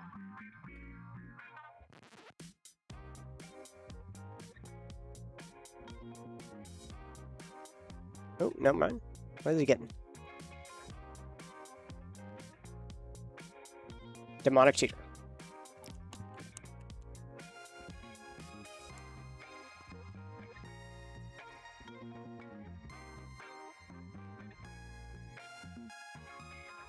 So we're going to put Demonic Tutor on top, shocking a Hollowed Fountain, and then we're going to play out Lotho. Lotho passes. After Lotho, we pass the turn back over to Big Jim. Big Jim goes a turn.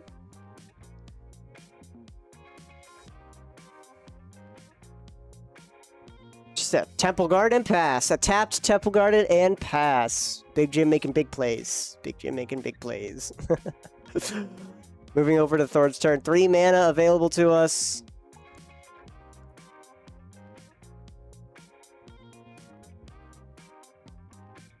Ancient Tomb.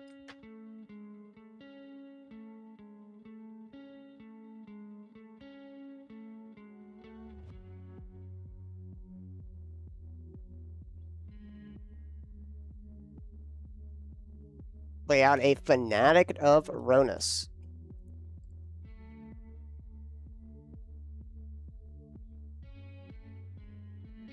Fanatic of Ronus is a 2-mana 1/4 that taps for a green mana, or taps for 4 green if you control a creature with power 4 or greater. Then it also has Eternalize. You can pay 4 mana and exile it from your graveyard as an activated ability to create a token that's a copy of it, except it's a 4/4 zombie snake druid with no mana cost. Eternalize only as a sorcery. Darth Riddell here is going to grab up a basic forest, comes in tapped, it'll untap itself, and then we play a Lotus Cobra. We're going to then detutor.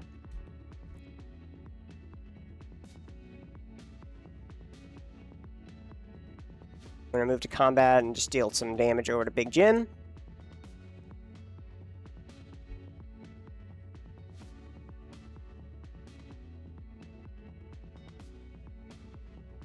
We grab up that card, pass back over to Big Jim.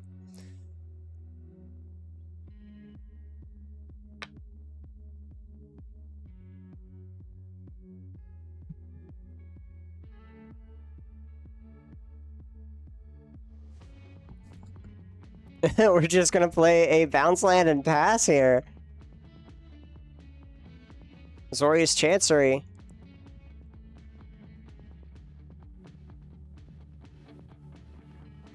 And discarding a Lab Man down to hand size.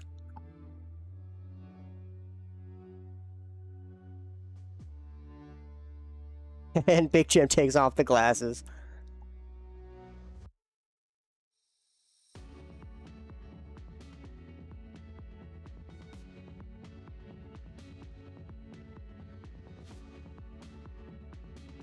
Burn plays out a Grire-Reach Sanitarium, 2 mana. Each player draws and discards a card. Then Darth Riddell goes to turn.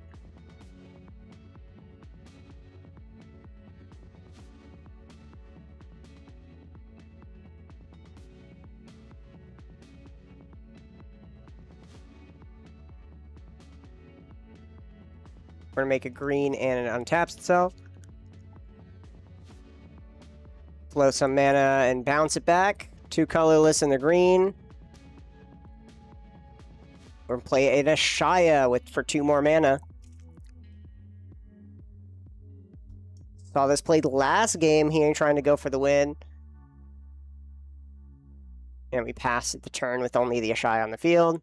Lotus Cobra will trigger on the ETB, but we're not going to use that mana. Super Trooper plays a tapped land and passes. Big Jim pays 2 for Temple Garden. We have 3 mana available. And we are going to play a Nissa. Nissa Resurgent Animus. It's basically a Lotus Cobra, but it does some other stuff too. Making mana and revealing until we hit an elf or an elemental, putting that card in our hand.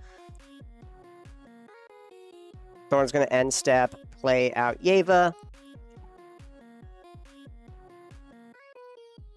Luckily, Yeva is a 4/4, so Ronus is online.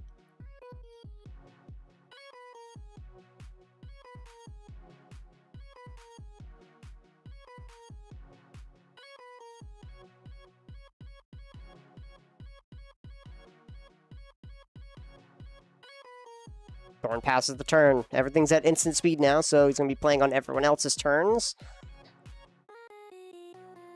Darth Riddell goes to turn. Play out a Mycosynth Garden, making a green floating mana. Then we're going to do an Elvish Reclaimer. We're going to trigger, make another green.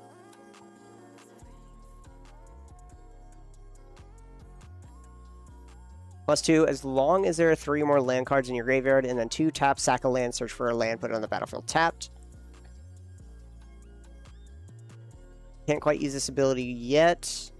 It's got Summoning Sickness, and then we pass the turn. If only we had a Shang-Chi or a 1,000-Year Elixir. Heuristic Study.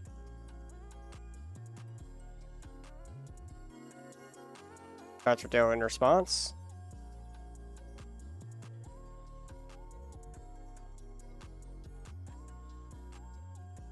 In response, Court of Calling for 2.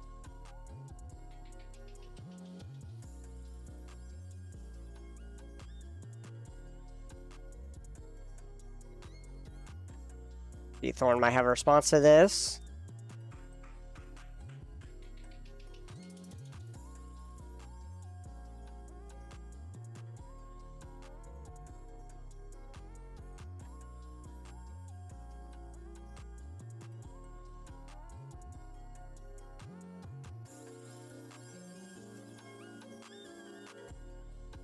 We tap for 4 mana here.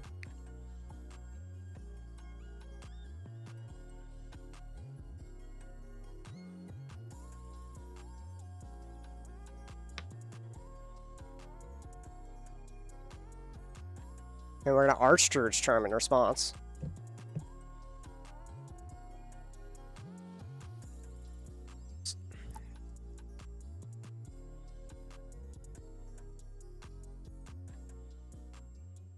We're going to search for a creature or land card, reveal it, put it in our battlefield, tapped if it's a land, otherwise put it in our hand.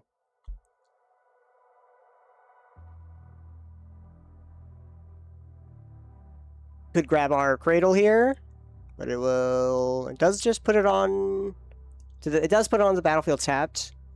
Does not have a way of untapping it quite yet.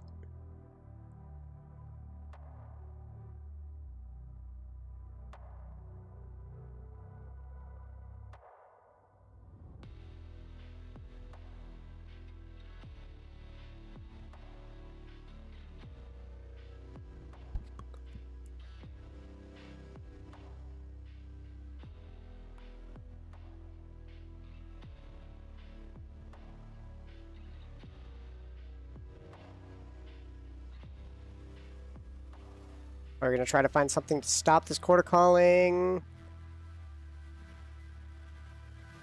Looking at a way to destroy the Rhystic Study.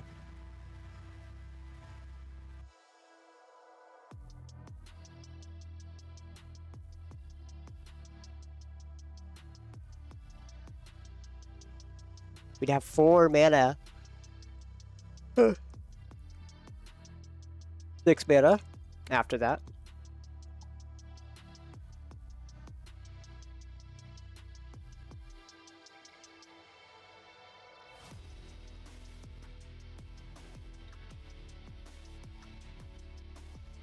Grab up a Bard.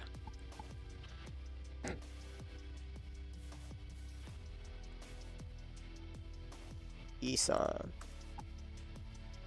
Isan the Wandering Bard is a 3 mana 2/3. 3 mana tap, put a verse counter onto him, search for a library for a creature card with mana equal to the verse counter, and put that card on the battlefield. This usually goes and gets Hyrex Tower Scout, I believe.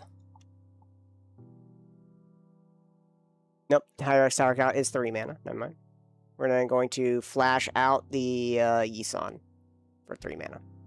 Using the 1 floating.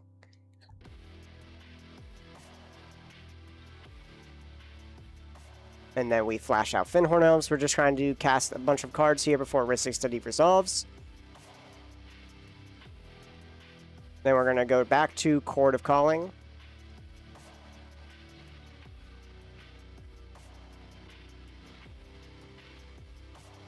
Get on Cord.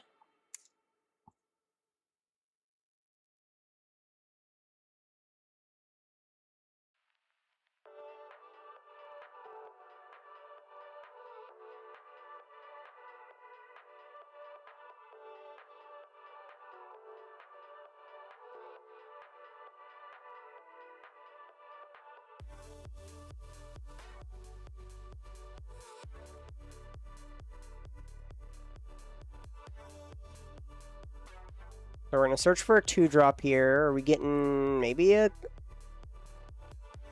Collector Oof?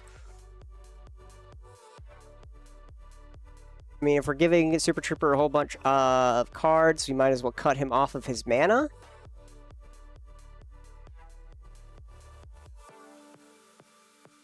We're going to play the Oof, yep.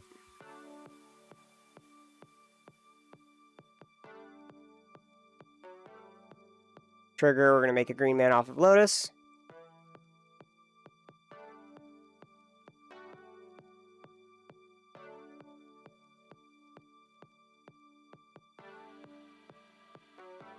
We're going to Clo the Amulet of Vigor here. And we pass the turn.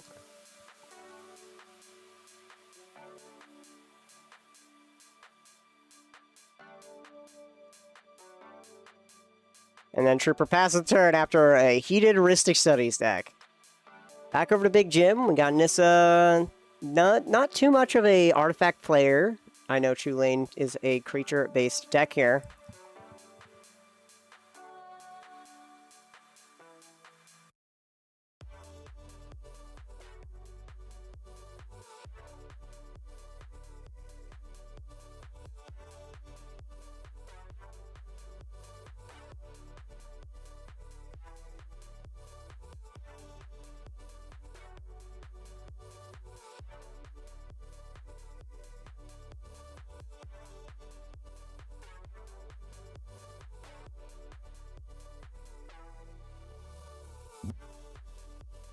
So Big Jim, 3 mana. Nissa. 1, 2, 3.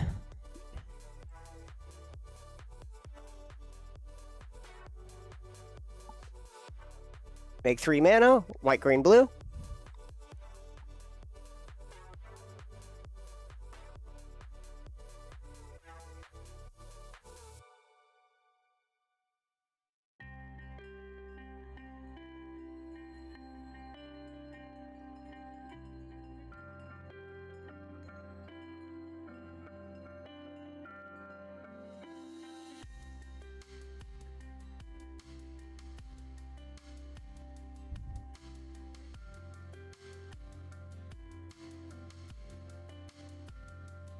There's going to be a Mana Breach. Mana Breach, whenever a player plays a spell, that player returns a land he or she controls to its owner's hand.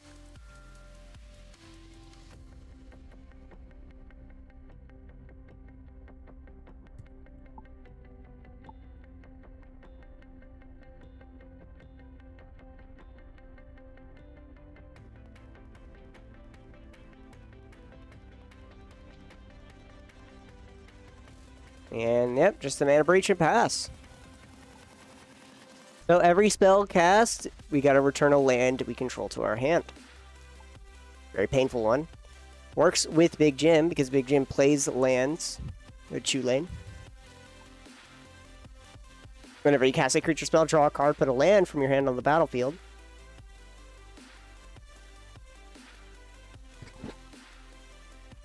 Turning what's supposed to be really a stacks piece here into a combo piece with True Lane. Once we're able to get it.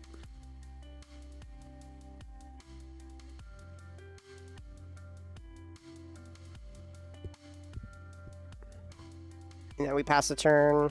Thorn doesn't want to do anything at his turn, so Darth Vader goes. Darth Vader does not want lands in hand. He would rather have lands in the graveyard or on the battlefield versus the lands in his hand. Play a land for turn. We're going to let us put it, make it green.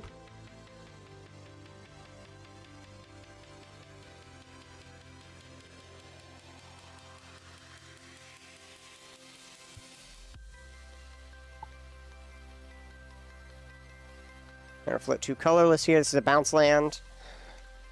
Trigger in second amulet. We're going to untap it and make 2 more colorless. And then we're going to bounce it back to hand. Spend 2 colorless. Oh, before we bounce it back to hand, we're going to sacrifice. We're going to sacrifice it in response with Elvish Reclaimer, and we're going to go ahead and find Gaia's Cradle. Pass, pass, pass.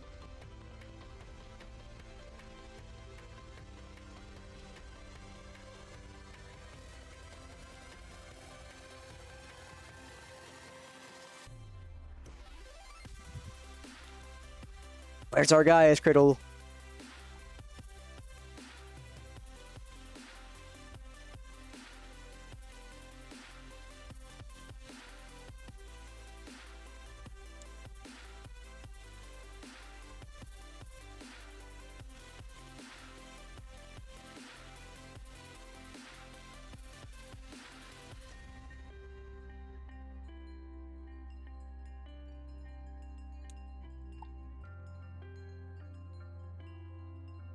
Does put it on the battlefield tab, so the Amulet of Vigor will trigger on it twice.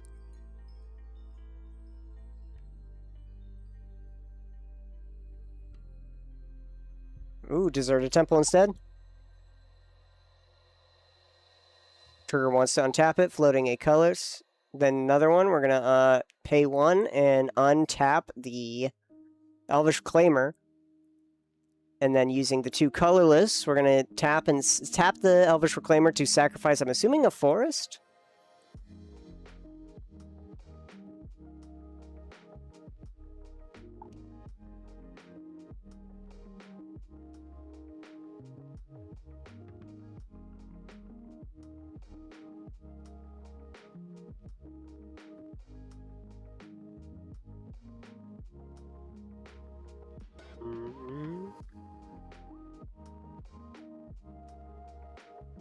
We have 1 green floating after that. Thorn might have a response.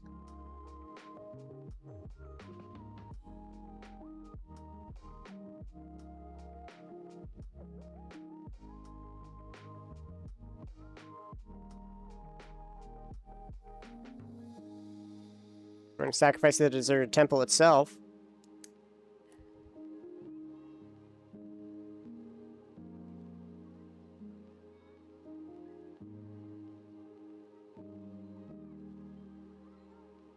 Is it now we're going to get Gaia's Cradle? And it only makes, what, 8 mana? Quite a lot.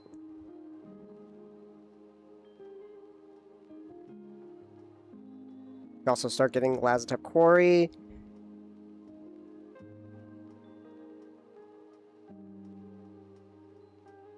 Cavern of Souls.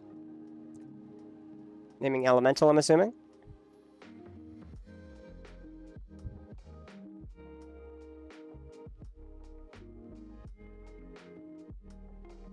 Make another green. We're gonna name Elemental. Got more elementals than we do have bears in the deck. Jaya being one.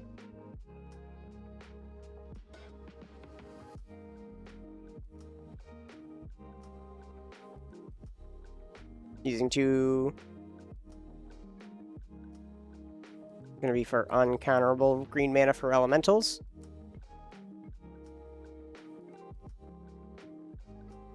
Four mana. 5 and 6. Lumra. Trigger on Mana Breach. We're going to return a forest to hand. So we're going to mill 4, then return all lands from a graveyard to the battlefield tapped. Super Trooper Pass, Big Jim Pass, Thorn.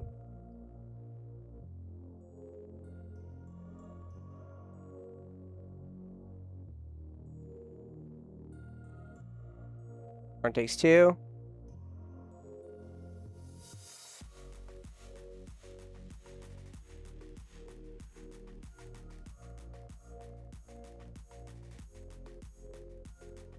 And we're going to activate Yisan, grabbing a 1-drop.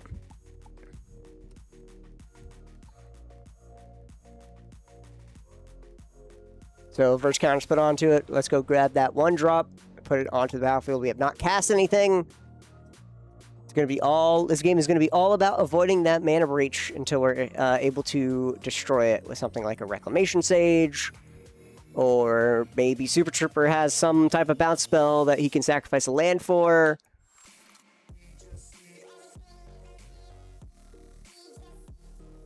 This is going to be a mono-green battle here, y'all.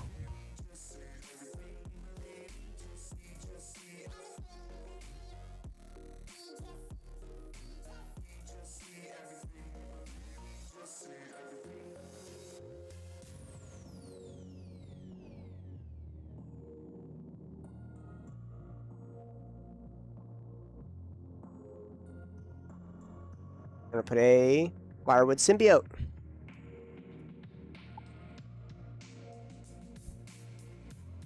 It is an insect. Return an elf you control to untap target creature. Activate only once each turn.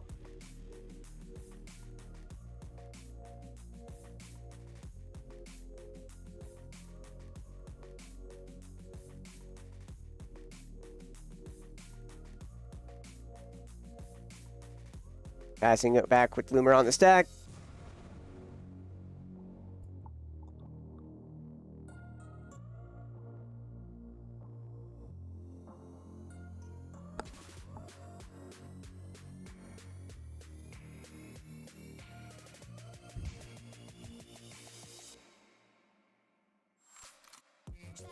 Currently, Riddell's going for push. Usually, you don't cast Lumra without a push.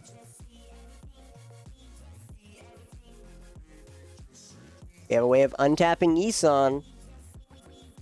Returning our Belief Finhorn Elves here to our hand. We can untap the Yisan.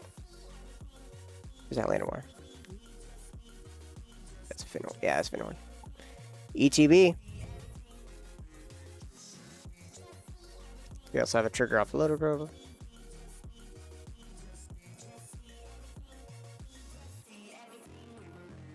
Talon Gates of Madara. Guarding Lumra.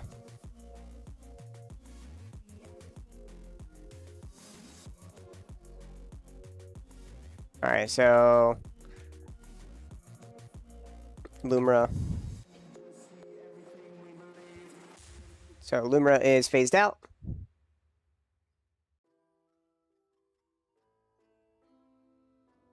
gonna mill 4 cards and put some lands back to the field.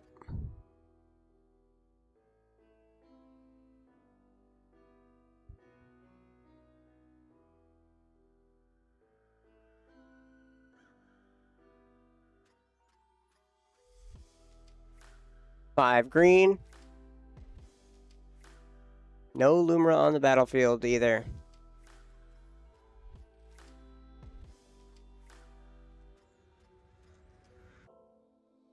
Responding to the Arid Archway, we're gonna sacrificing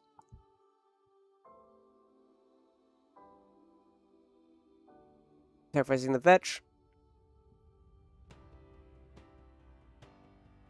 Forestial ETB making another green.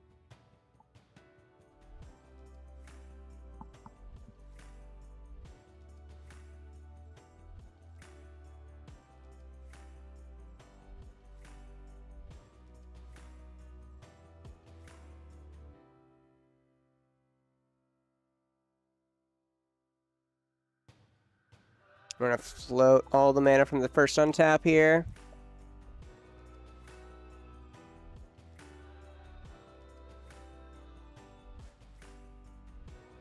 We're going to float 4 colors in a green.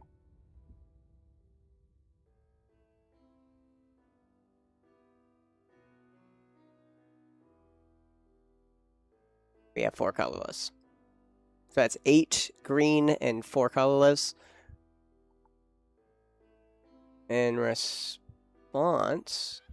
we're going to activate Deserted Temple for the second untap. Untapping the Reclaimer.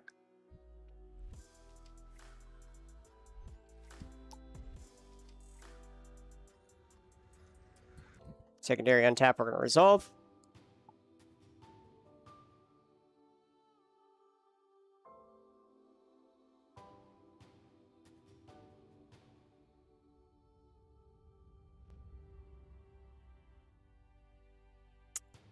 Elvish Reclaimer. The Arid card targeting itself. We're going to sack it.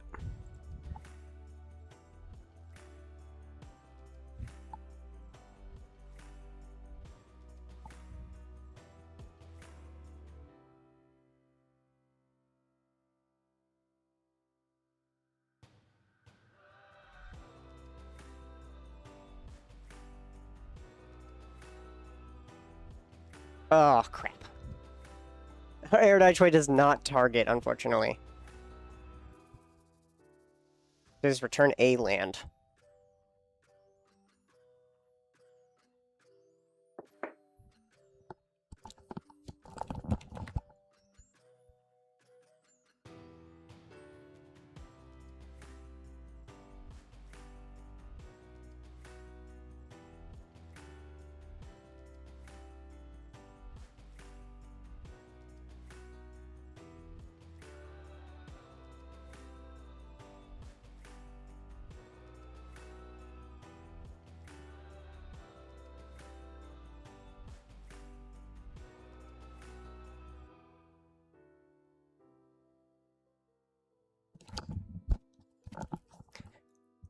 There we go. Arid Archway does not target, so you still, even after its ability, you still have to return a land you control to its owner's hand. This is to get around this exact situation where you could like kind of abuse it if it does target, and therefore it fizzles if you sacrifice the land or blink the land or anything like that. That way you do have to pay the cost.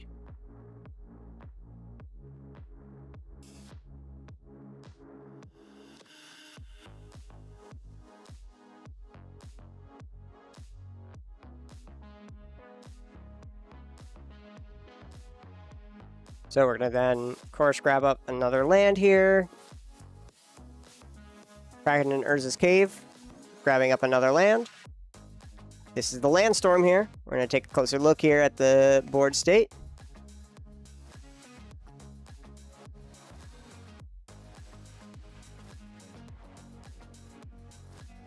Put in Eden. Seed of the Sanctum. 5 tap, mill 2 cards, so you may sacrifice this land. If you do, return another target permanent from your graveyard to your hand.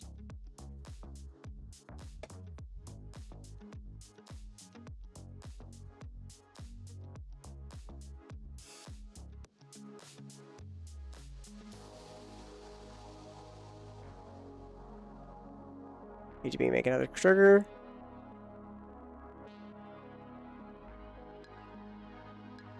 First untap. We're going to spend 5 green.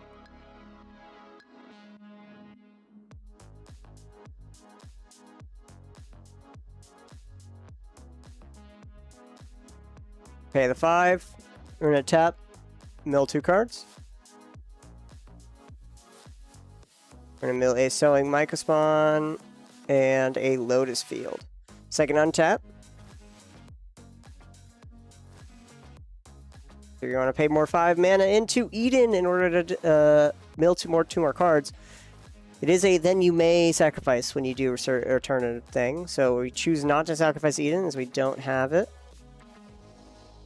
I think what we're looking for is our second copy of Lumera here, essentially grabbing up Aftermath Analyst.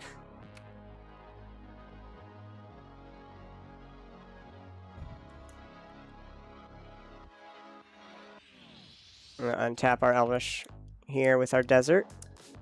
Our Deserted Temple. Activate Elvish Reclaimer, sacrificing Deserted Temple. We're going to grab another land here.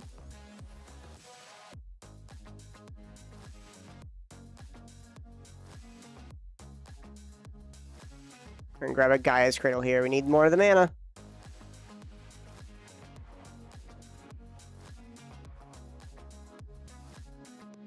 Lumera is, just to remind you guys, Lumera is phased out right now. B, we make another green. Untap twice. We're going to float for mana twice. We're going to float 8.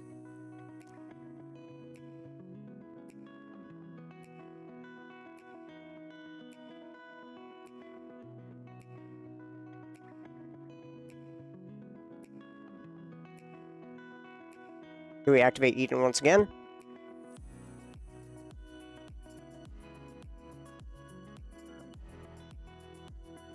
Using 1. We're going to activate Emergence Zone. Till the end of the turn, we have Flash. Spending 4. And 1. We're going to activate Eden once again.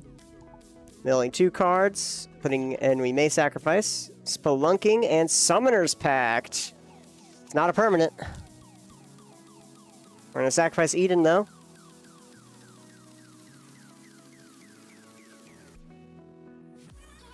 Grabbing a permanent card from our graveyard to our hand.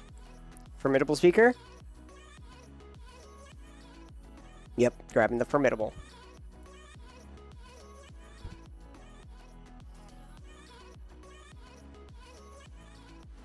This is what's going to get us our Aftermath Analyst here.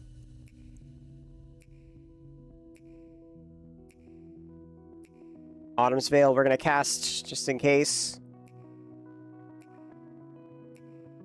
And we pay for Ristic. Due to the bounce for the Mana Breach as well.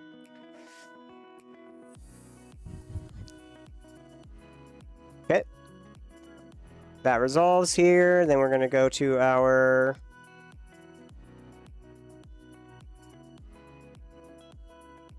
Three. Cast Formidable Speaker, trigger on Mana Breach.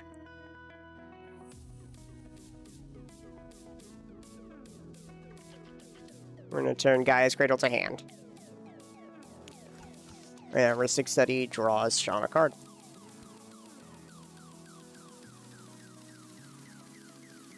Formidable Speaker, ETB.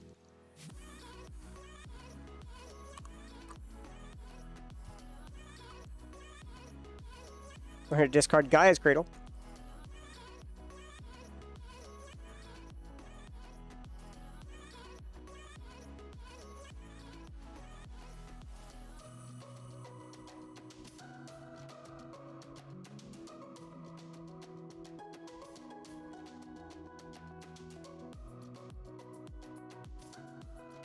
All right, let's get our Aftermath. We do have a couple more mana available. We did Shaya and Lotus Cobra are both available. Formidable Speaker also entered, so therefore Lotus Cobra does trigger, but doesn't seem like he added the mana.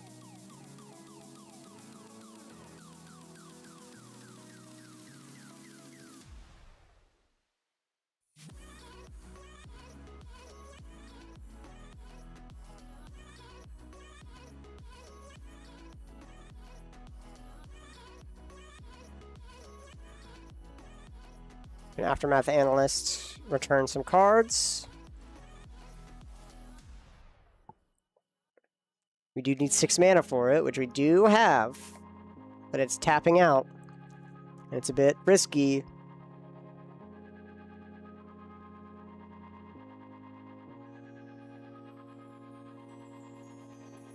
Yep, there we go. Aftermath Analyst. We're going to be drawing some cards here.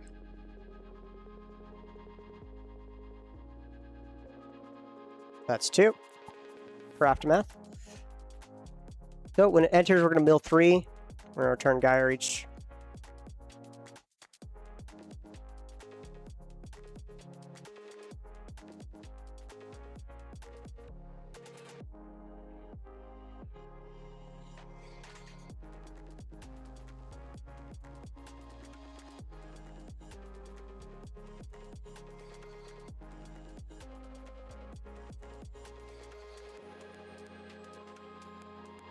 Tapping for green. Thorn.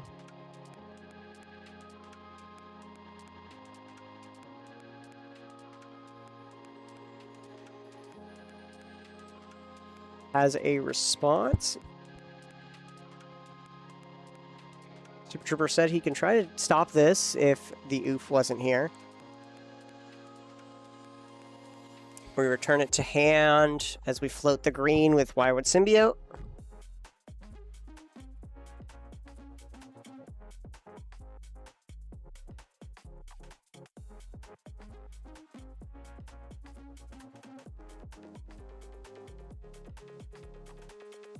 And to untop the Yisan. We're going to activate Yisan here to get a 2-drop.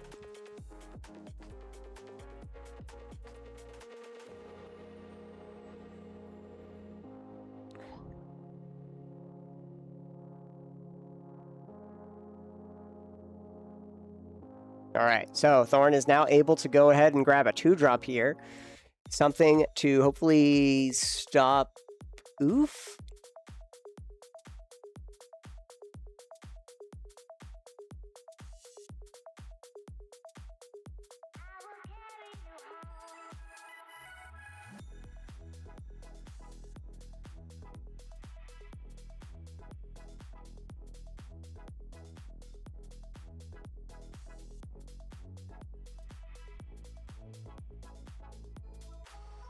I was taking him South Splash Lands. I came in late. It is the Mana Breach over on Big Jim's field.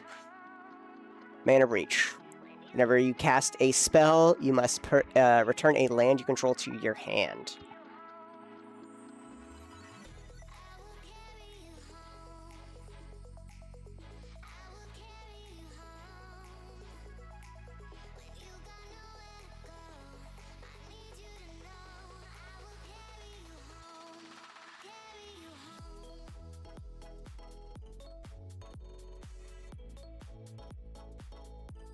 Right now, Thorn's searching for all of his options.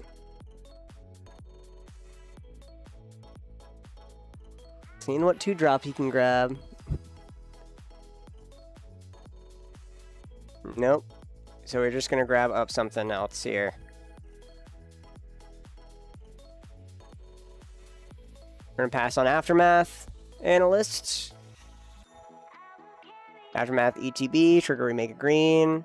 We're gonna tap Lotus Cobra in 4. We're gonna activate Aftermath Analyst on the stack. Returning all cards and then milling through.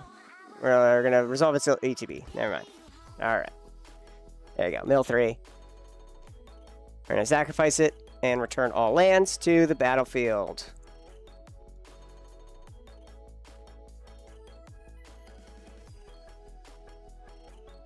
So with Eden, we're going to be able to return our Aftermath Analyst to our hand every time. And plus he has instant speed with our Emergence Zone. So we're going to have the Elvish... We're going to get Vesuva. Vesuva will be a copy of Gaia's. And essentially we just have...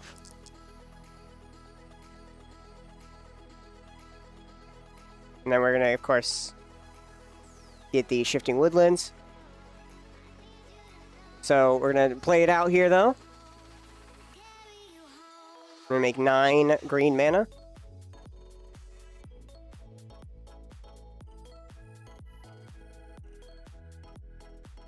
First on tap down.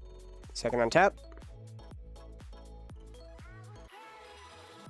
Activate with 1 green. We're going to activate Deserted Temple and untap our... Sacrificing our Urza's Cave here. We're going to first search with Urza's Cave, grabbing up a land, putting it on the battlefield tapped. Of course, trigger, we're going to untap it twice.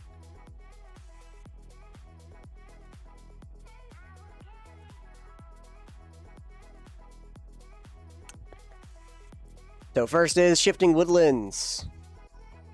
We're going to be able to make a consistent copy of Aftermath Analyst. Because we're making 9, essentially we're netting 1. We just need a way of...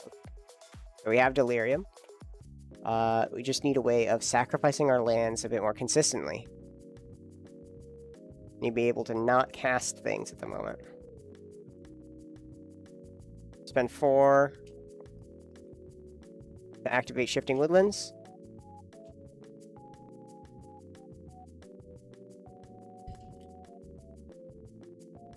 We're going to make it a copy, of course, of Aftermath Analyst.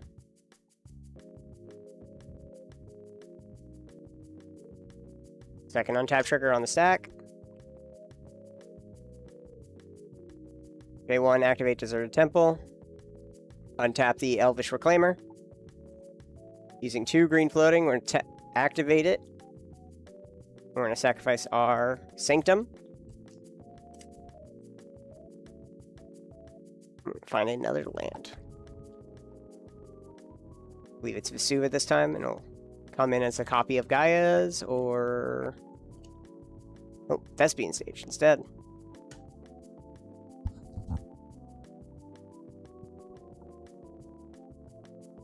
There we go. Okay, now it's Vesuva.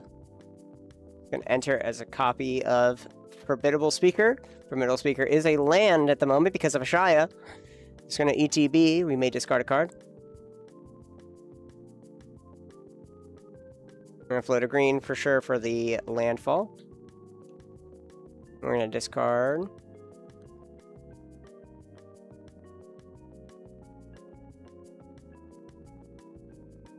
Discard a Gyre Sanitarium and go ahead and find a creature.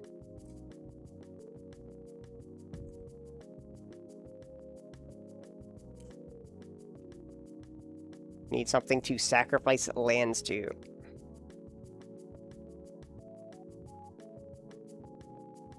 Sylvan Safekeeper is that thing. And also because we are at flash speed now, we can sacrifice things and return things back at instant speed, while Sylvan Safekeeper's sack outlet or sack ability is on the stack. Using this green, cast Sylvan Safekeeper. We have to return a land. We're going to return a forest. Floating a green. We're going to use the green man floating to pay for Ristic.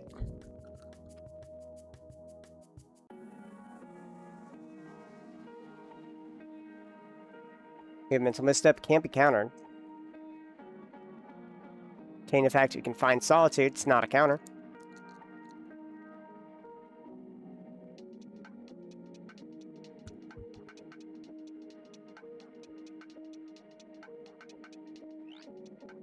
So, Super Trooper is going to try to Taint Effect here for Solitude, but he can't obviously cast it. Try to stop the Sylvan Safekeeper, returning it. Thorn might have a response here.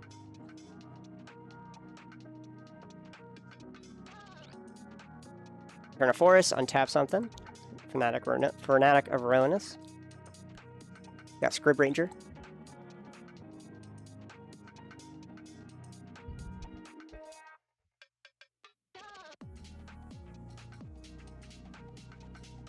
Add 4.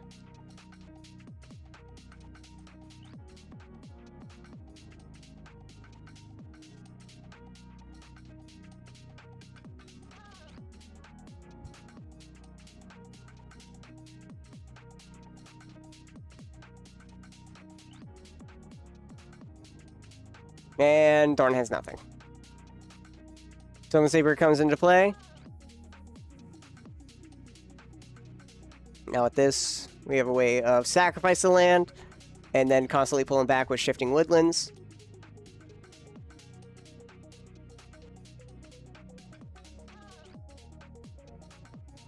And then, before the ability resolves, because it is at instant speed, we make infinite mana. The Eden, we can put all permanents from our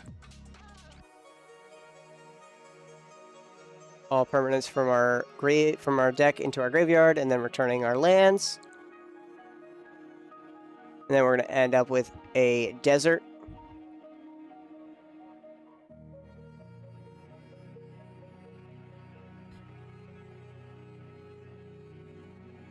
It's probably a ping land that we can use.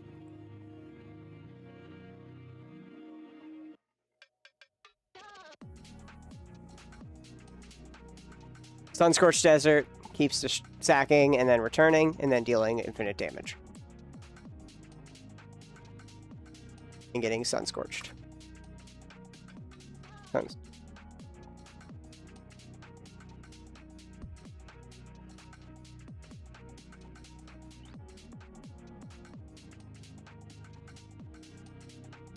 Alright, see if Super Trooper has nothing. Jim doesn't got anything. And Thorn has nothing, and therefore it is Darth Riddell getting it with Monogreen Landstorm. Lumra, of course, as I told you guys, Eden is just going to mill out his library, so he makes infinite with sacking all of his lands and then returning them back with the Aftermath Analyst being a copy of... Or not Aftermath Analyst. The Shifting Woodlands being a copy of Aftermath Analyst constantly, right? Sacking it constantly, making infinite mana, and then with the infinite mana using Eden to activate it, mill 2 cards, stack it, mill 2 cards, sack it, mill 2 cards, sack it, and then he gets until he finds his land in the yard, and then he's going to be able to return that back infinitely with that. With the Aftermath Analysts returning it back, and then he sacks it, returning it back, dealing 1 damage to target player every time it enters. So that's Darth Riddell. We're going to be right back here for our Top Cut 4, as it's only 4 rounds tonight. We're not doing a long round, not too long of a night tonight. Very chill. All right, we'll be right back. Stay tuned. Check out our website, natural20gaming.com, for all of your tabletop needs. See you soon.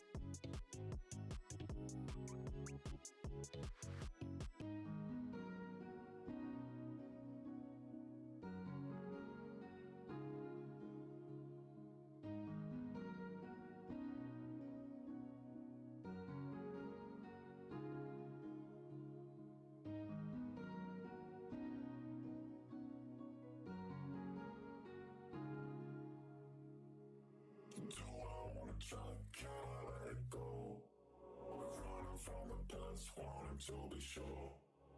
Chaos in my mind, constant deja vu. But every time, it comes back to you.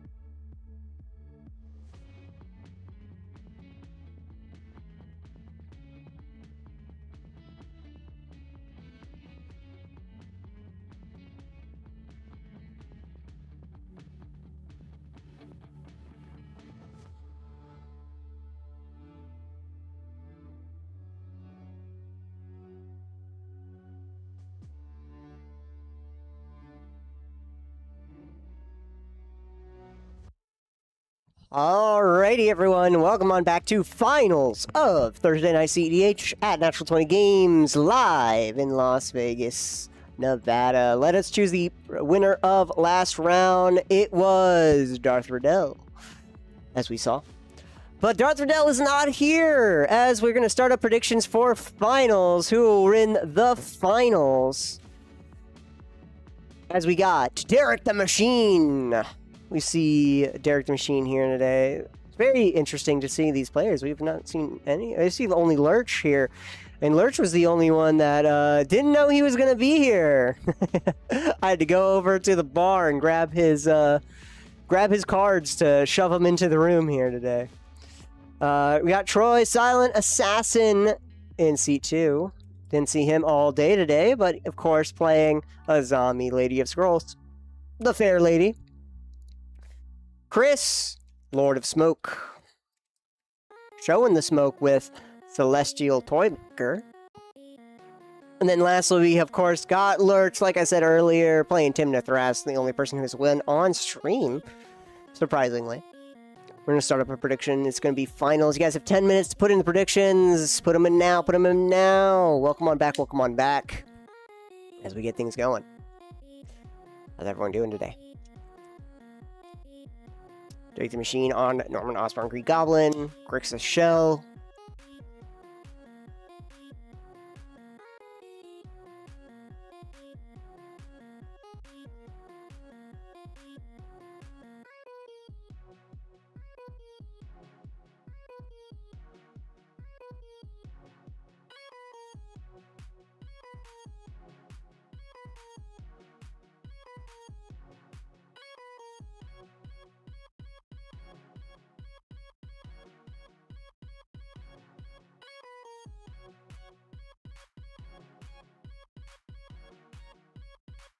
Put on in your predictions. They're finishing up their mulligans here. Lord of Smoke going down to 6.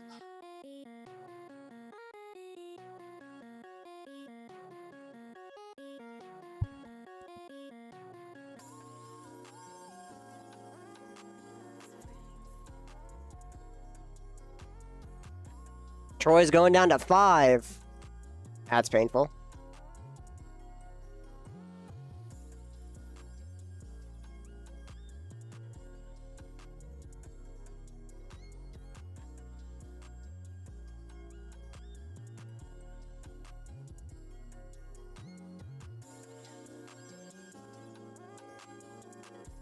Looks like Lurch going down to 6 as well. Lurch is going to mulligan, going down to 5. Never mind, Lurch not going to 6.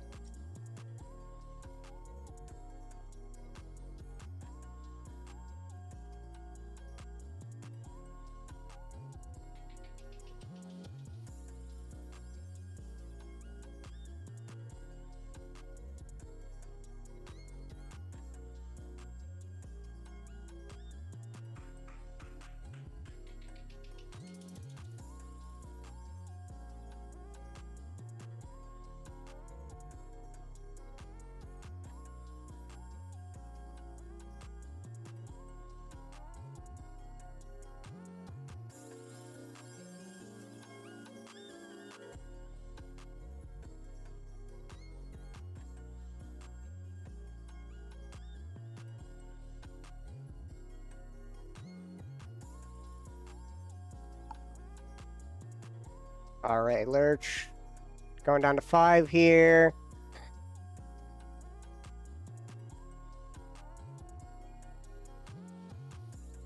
Two. There we go.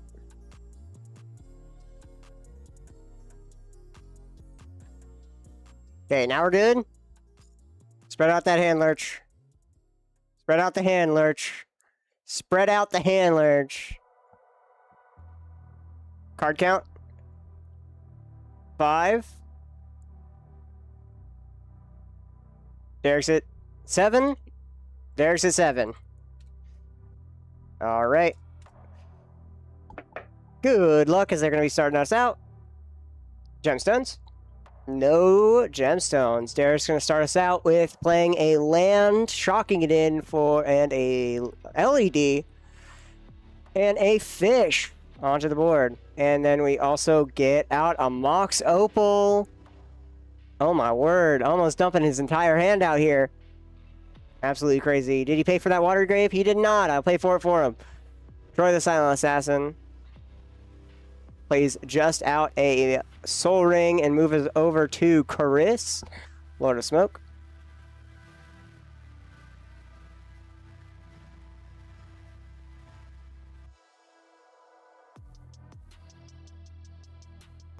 We're going to do just a fetch land and pass. Lurch goes to turn. Playing out a land, Ottawara, unfortunate. And then we put out a Manifold. Passing over to Derek. Derek, after drawing 2 cards here, going to pay for the fish.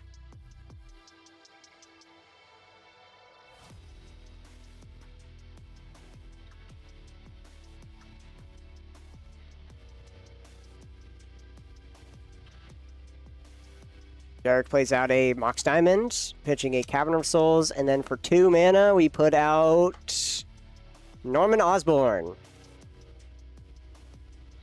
Needs to be Norman. There we go. Norman Osborn back onto the field.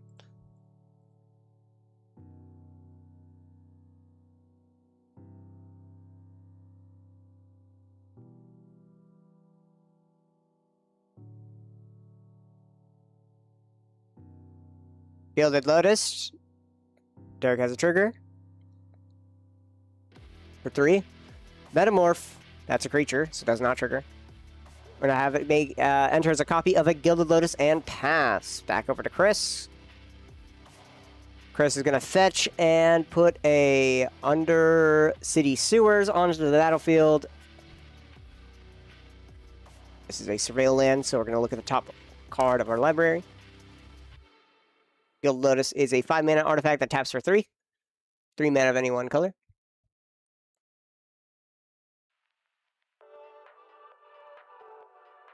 Celestial Storemaker here. I'm going to take a read real quick. Whenever it attacks, look at the top 3 cards. Exile any number of them face down and the rest in a face up. Then, defending player chooses one of those piles. Put that pile into your hand. At the beginning of each end step, each opponent loses 2 for each spell or ability that causes 1 or more players to guess or to a group of cards or permanent into a pile this turn.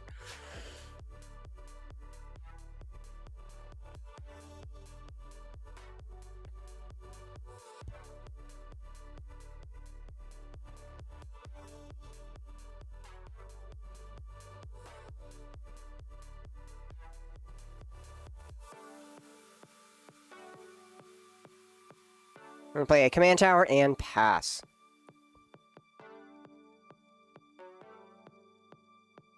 We're just going to shock on in a land. Tapping 2, we're just going to cast out the Queen of Dale. So, whenever someone casts their first non-creature spell each turn, you recruit. You draw a card, discard a card. If you discarded a non-land card, create a 1/1 human.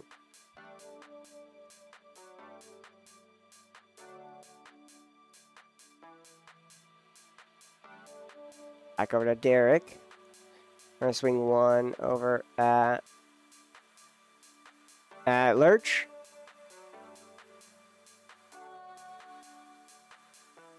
Going to be 1 unblockable. We're going to connive here. Discarding a Ragavan and putting a counter onto Norman. We pass the turn over to Troy.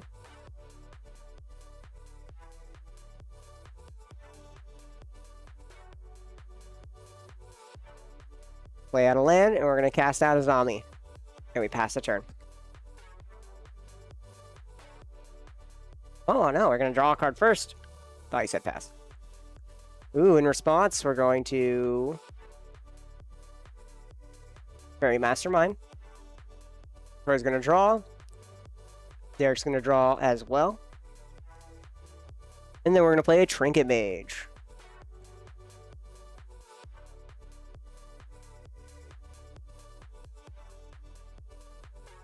Trinket Mage. Oh, no, Tribute Mage. Whoops. They're all the same. There we go. Tribute Mage. We're going to grab up a 2-drop artifact and put it in our hand.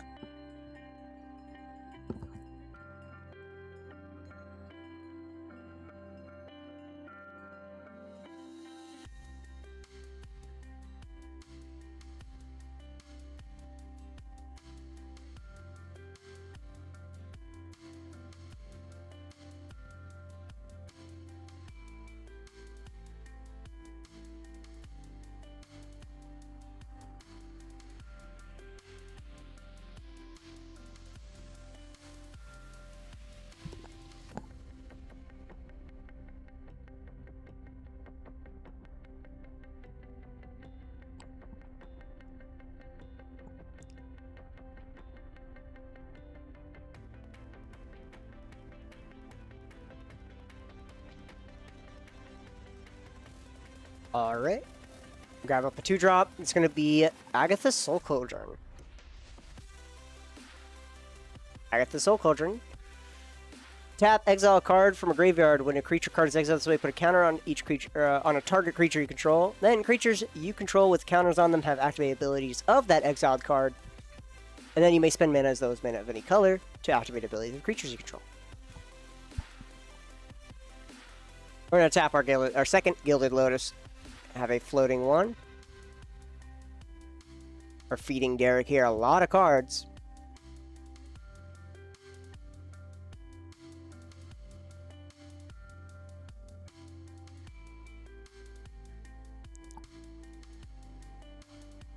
That is quite the human token you have here.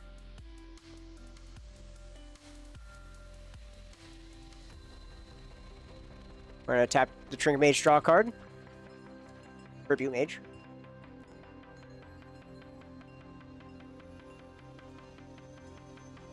They'll have a blue floating. We'll pass having that blue floating fizzle. On the end step, we're gonna Tainted Pact.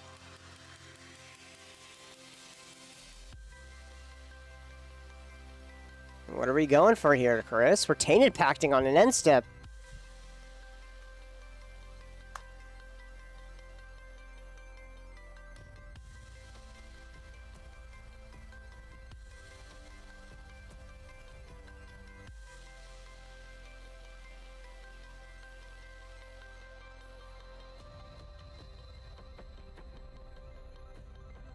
Going for a Thoracle?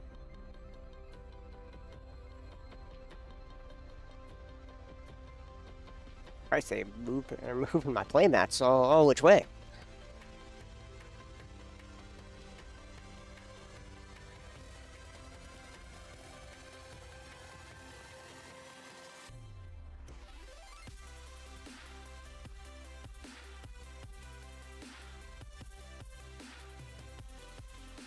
All right.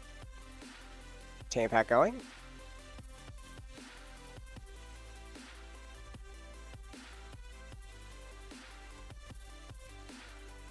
Let's resolve Tainted Pact. Looks like we're doing a slow Thoracle. T'Challa. Wishclaw. Gilded Drake. We want Gilded Drake. Could still steal a Azami here. No. Swan Song. Into the Floodmaw. Mockingbird. Cyclonic Rift. A Fairy. Flash Photography, a land. Do we keep the land? Nope. Demonic Consultation. Do we stop the Demonic Consult? Sounds like we have Thoracle in hand. We just go for the Demonic Consult? We're gonna keep the Demonic Consult. And then we're gonna go to turn. Alright. Chris goes to turn. We draw for turn. Play a Bloodstained Mire. We're going to fetch a Scrubland and just play the Necropotence.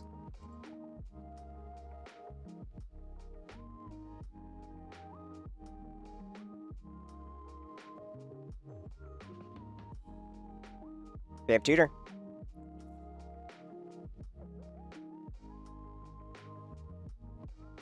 Oh, we're gonna draw a card, discard a card with Queen of Tail. He discards the Vamp Tutor.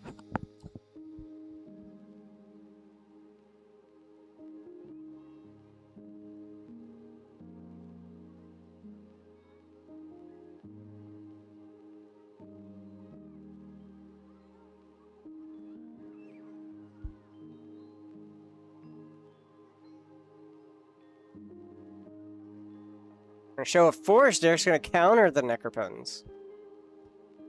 Crazy. Exiling Tolarian wins.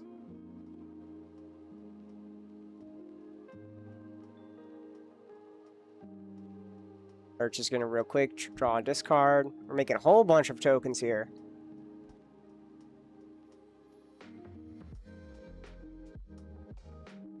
Discarding a Fairy Mastermind. We pass back over to Lurch. Just 4 tokens. Cast out our Timna and start swinging out.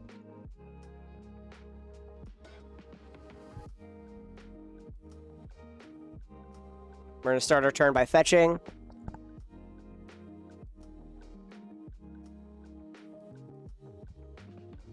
Overgrown Tomb. And we just passed turn. No Timna. No card draw.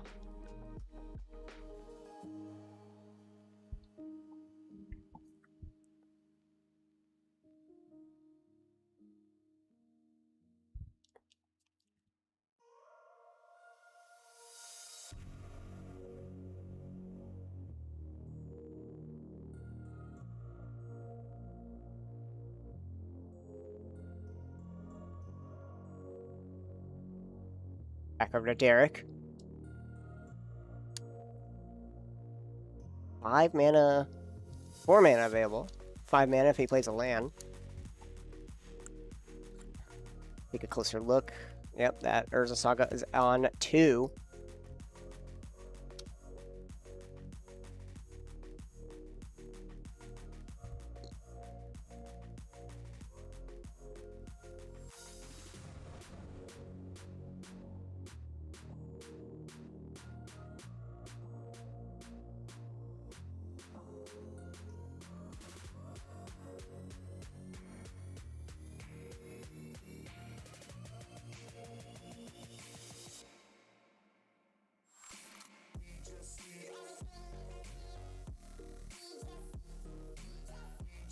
Dark Ritual.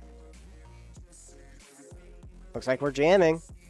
So says Chris. It looks like sounds like we're jamming. Dark Ritual, Queen of Dale trigger.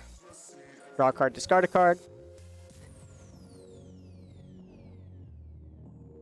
Lurch, what are we discarding? Hazel's Brewmaster, giving us another token. Passing on Dark Rit. Troy. Chris passes. Wishclaw Talisman.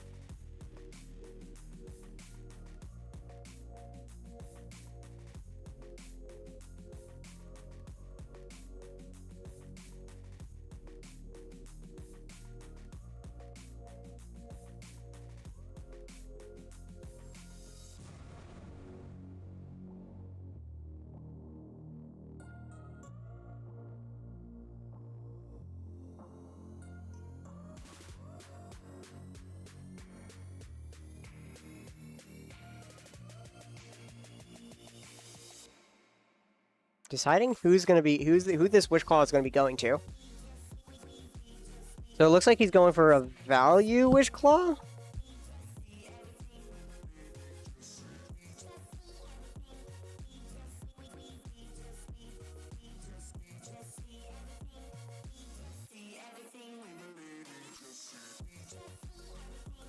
Question, I guess, is do we value Wishclaw? Do we want to flip our Norman as well? We could try to go for Green Goblin. Only 4 mana to flip him. Could do that with a Lion's Eye Diamond, leaving up a floating and 2 mana. Then still have access to all of the cards that we discarded that turn.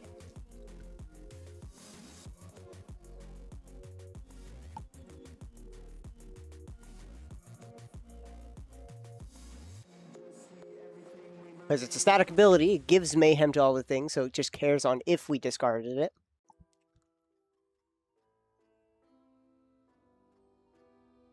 Derek has yet to play a land. He plays out his land. Let's go back to seat 1 here, City of Brass.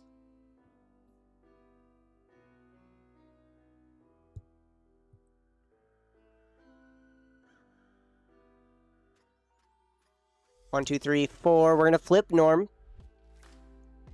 Response.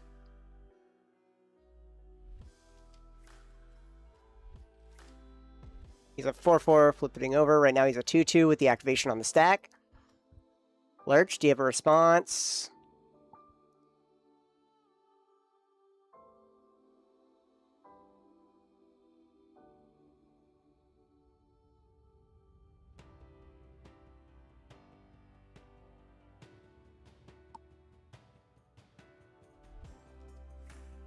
All right. Seems like everyone's okay with it.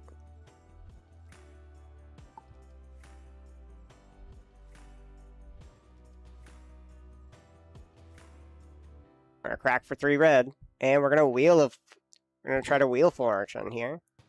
We're gonna keep the Norman pile separate.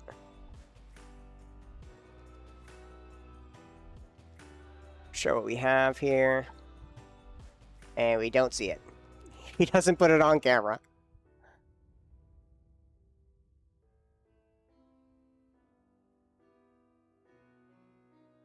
There we go. So it looks like a couple lands here, packed, Final Fortune, and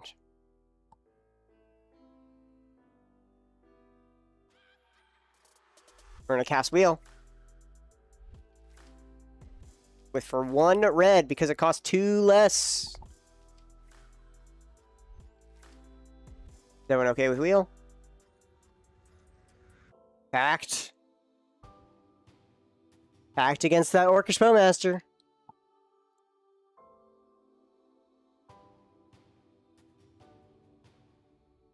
Everyone passes.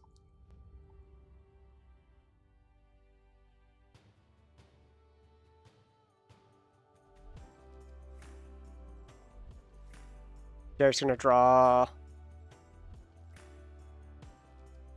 10 cards here.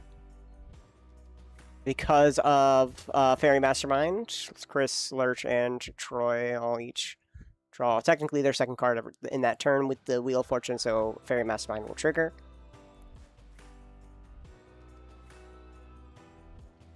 Now that's resolved. Back over to Derek.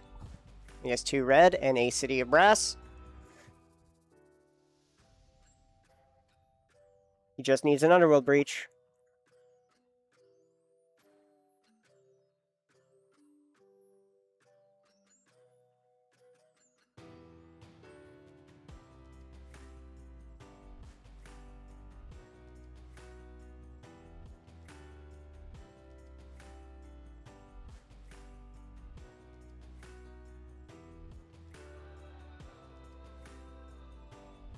Using 1, we're going to cast a Soul Ring. No Ristics, no Mystics on the field, so we're pretty much free reign. We're going to float 2 mana. Using 1, we're going to cast Vexing Bauble. No free magic.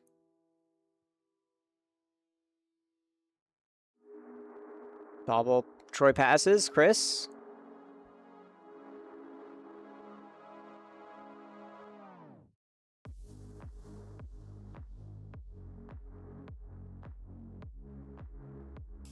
Chris got nothing other than a big one. Force of Will counters any spell.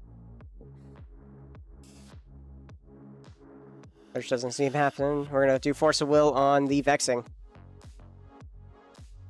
Activate Wishclaw in response.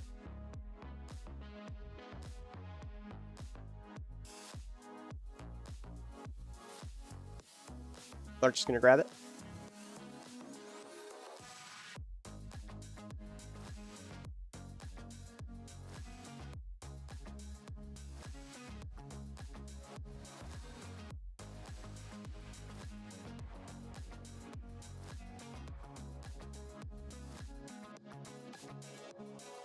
There's a Queen of Jail trigger above that Force of Will, too. So Lurch is going to be able to draw and discard.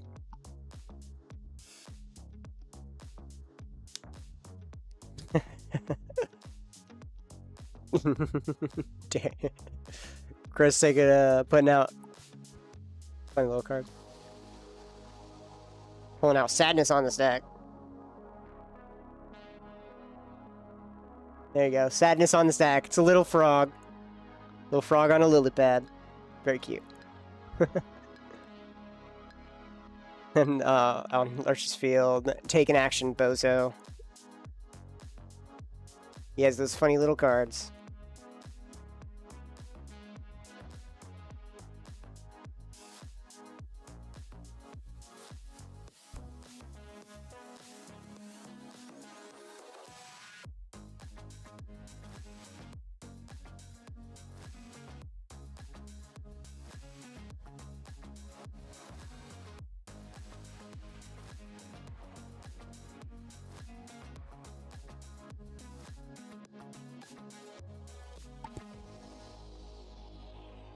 We're going to show fierce after our search.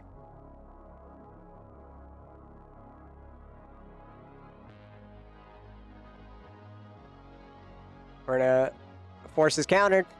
Queen of Drill trigger. We're just going to draw and discard.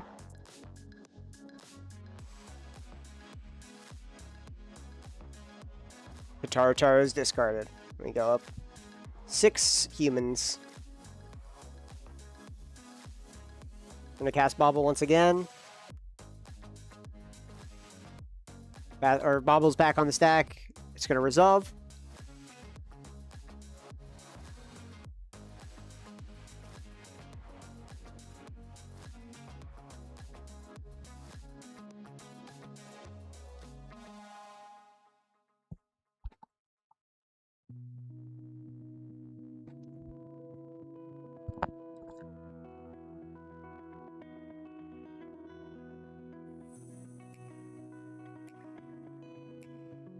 A Final Fortune.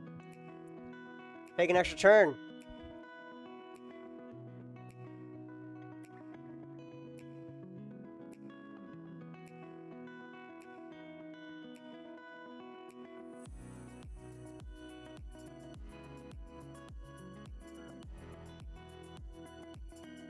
Swan Song it.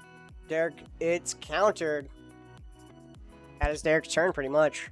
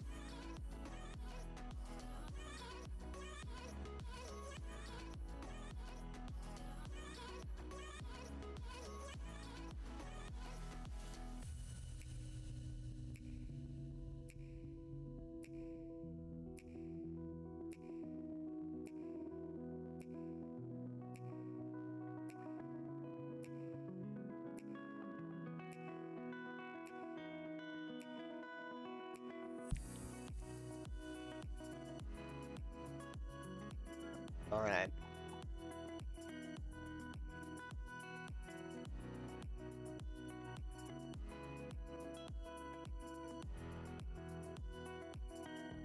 All right, Derek.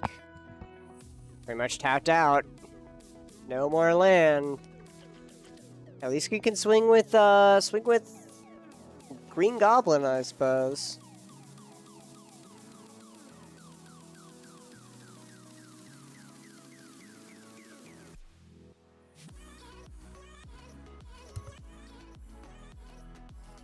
We're gonna eat. We're gonna eat Devoted Druid.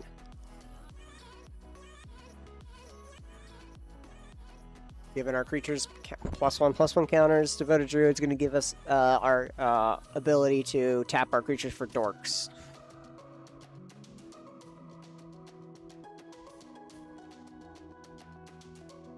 Troy goes to turn. Untap.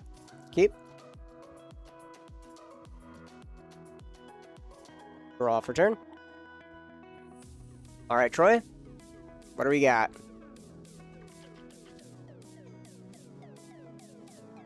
We have 12 mana available to us. 2 pieces of card draw on our field. 13 if we wanted to sacrifice one of that card draw, but card draw is a little bit more valuable. Troy, you want to flash a screen in your hand? Give us a sneak peek at what you might have. We're going to attempt to draw a card.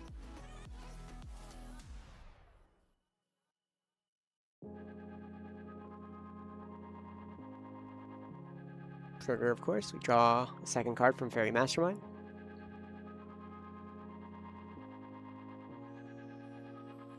Valley Floodcaller.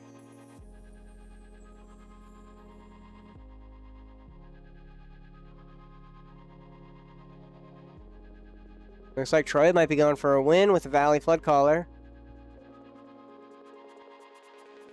Floodcaller's good. We're going to tap Flood Caller to draw a card. It does have Summoning Sickness, but because of Lady Azami forcing that tap, we can get around that.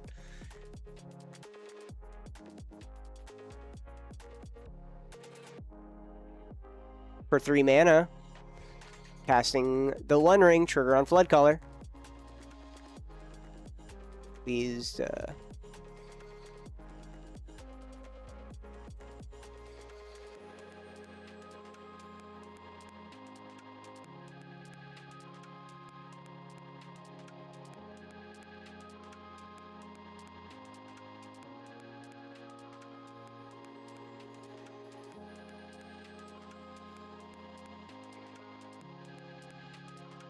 with the Voodoo Druid, we can also untap our Azami a couple of times. Flood Caller trigger. We're going to tap it to attempt to draw a card.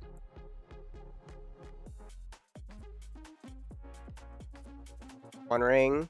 It's good. We have protection. We're going to put a counter on it and draw a card. We're going to manually storm here with Valley Flood Caller pretty much.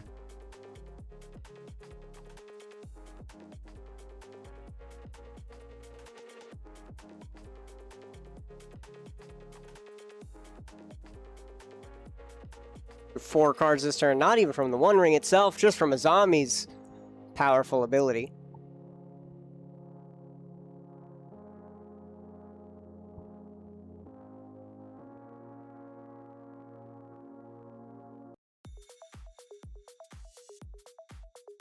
Take a look to the graveyard. There's a lot of creatures in graveyard for Troy to use to put counter on. No activated abilities here. I think Devoted Druid, I'm still surprised Troy isn't using Devoted Druid's -1/-1 ability. Put a -1/-1 counter on it to untap it to draw a couple cards with Trinket Mage. Draw 2 cards per creature here when we put a counter on them. Of course, the -1 will remove that counter. But at least it'll untap the creature.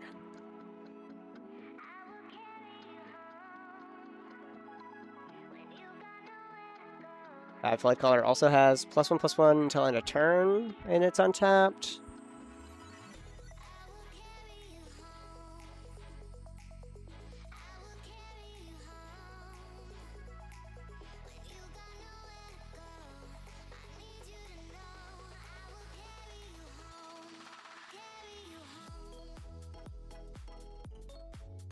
We have a Vidalcan Aether Mage in hand. We can do a wizard cycling with it.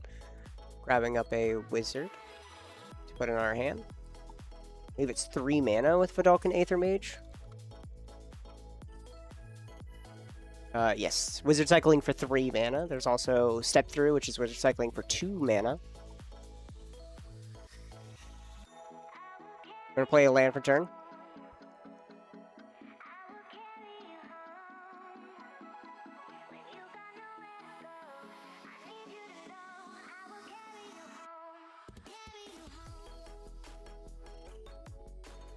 We're going to wizard cycle with our Vidalcan Aether Mage. The other text on Vidalcan Aether Mage does not matter. But if you guys are curious, it has Flash, right? And then when Vidalcan Aether Mage comes into play, return target Sliver to its owner's hand. It's a 2 mana, 1/2. This is only used because it says for 3 mana, uncounterable tutor for a wizard. That is all that matters. Or at least nearly uncounterable tutor.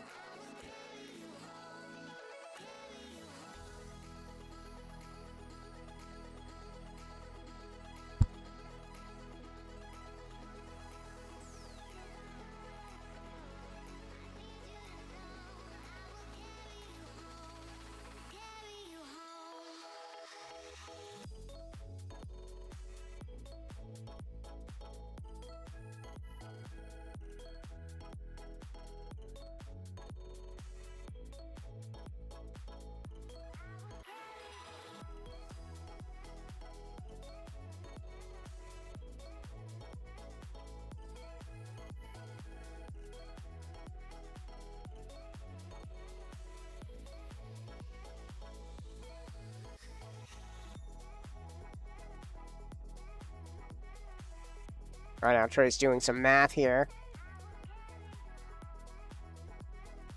Looking at what wizard we need to grab up. We have 4 mana available. Grabbing up a Spellseeker. What are we grabbing with Spellseeker here? Oh, Spellseeker for Dramatic Reversal.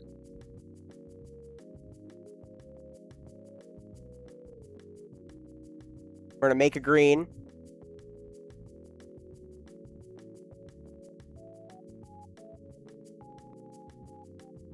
Bring a mage makes a green. We're gonna have 1 blue, and we're gonna cast a Spellseeker. We have 1 blue floating. We're gonna get Dramatic Reversal, untapping all of our non-land permanents.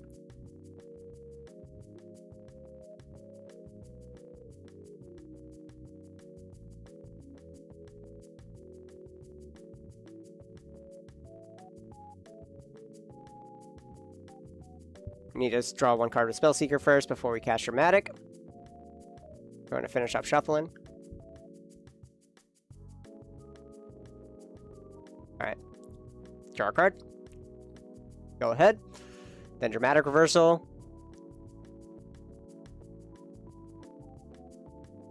We can exile something as well, getting a counter onto something. We're going to exile Fairy Mastermind from the yard, or from Lurch's yard. Putting a counter onto another creature, probably a Zami.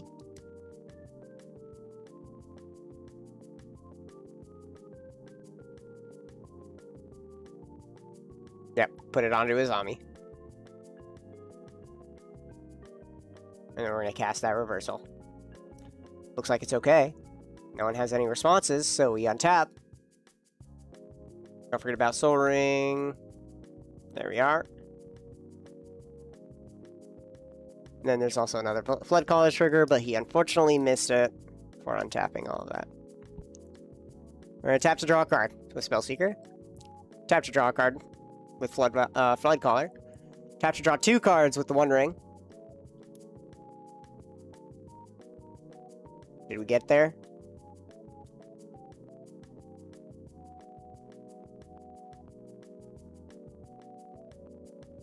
Tap to draw 2 more cards from Tribute and a Zami each. Tap to draw a card.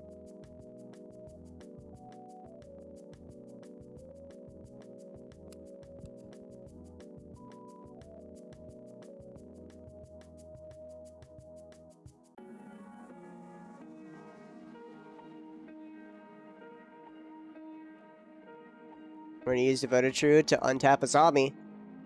Loses that 1 counter, but we're going to draw again. Still got only 9 mana available.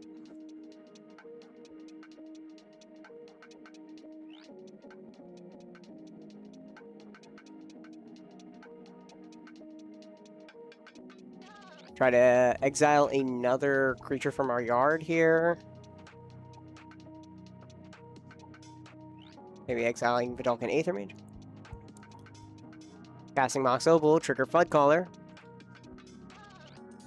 Have to draw a card.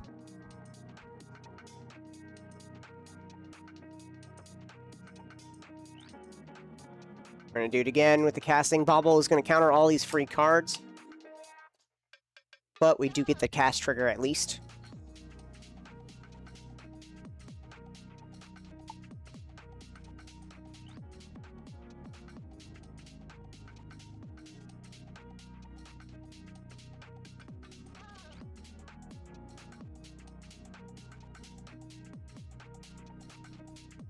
Three, 4, 5.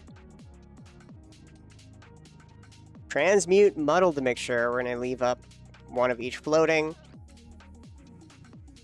going to grab a 2-drop. What 2-drop are we grabbing? So Transmute, we're going to be discarding it to search, kind of like channel, like Wizard Channeling. We're going to discard it to grab up a similar CMC card. So a 2-drop card, because it's 2-drop.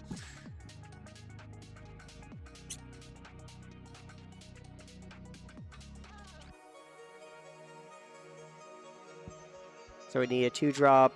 I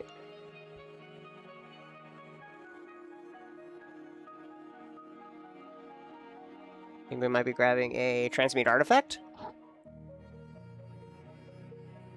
And we can transmute the One Ring for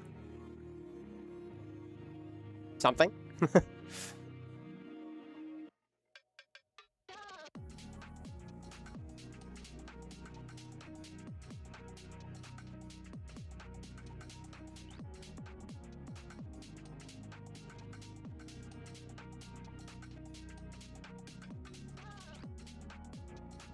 Transmute artifact, we can get Chromatic Orrery and attempts to make some mana. We need to draw a couple more cards, if anything.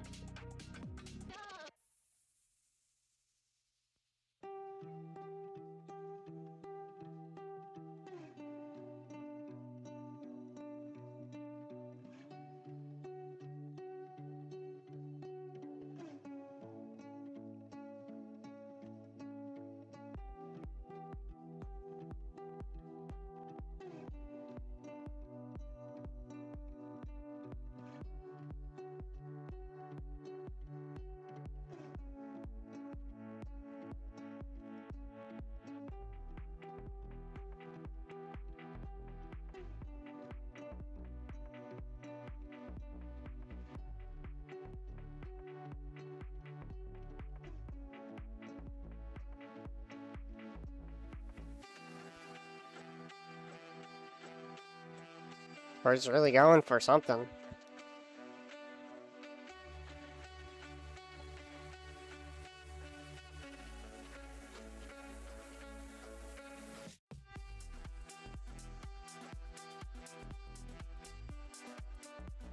We get a copy artifact. We're gonna copy another Gilded Lotus? Copy another The One Ring? Reset, draw another card?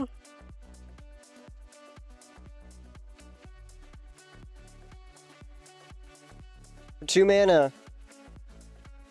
Cast copy artifact, trigger Flood Caller. We're gonna copy the Gilded Lotus.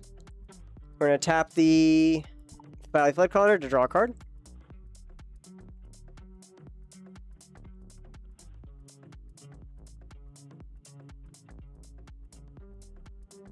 Tap for 3. X equals 2. Mockingbird.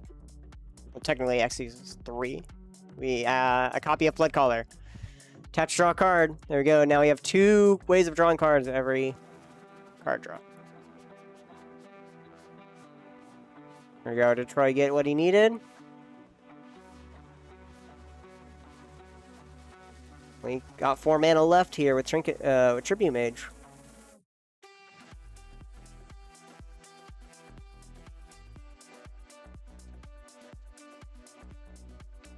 Banishing Knack, targeting Tribute Mage. Trigger on Valley Flood Callers.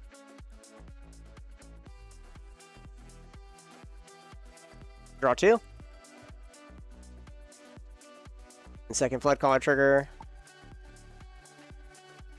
There we go. So he draws 4 cards every time. Banishing Knack solves. Draw 2 once again.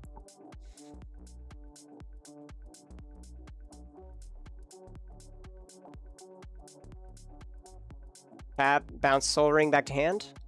We have 2 blue floating.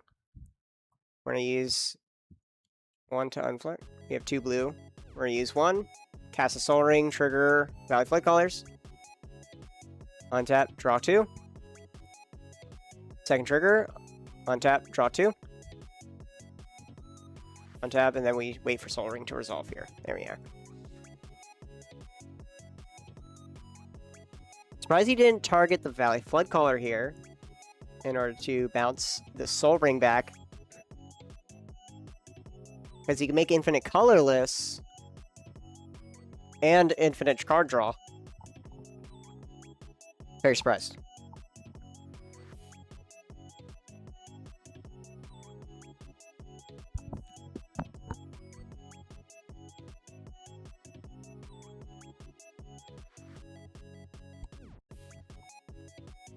Alright, using 2 and 1 floating.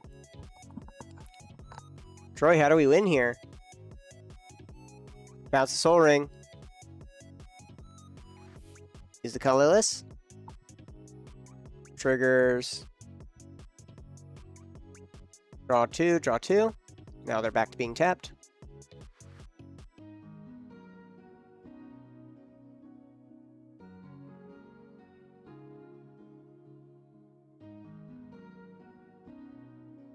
Play Chromox.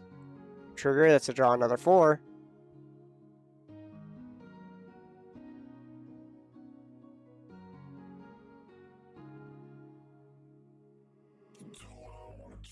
Tap.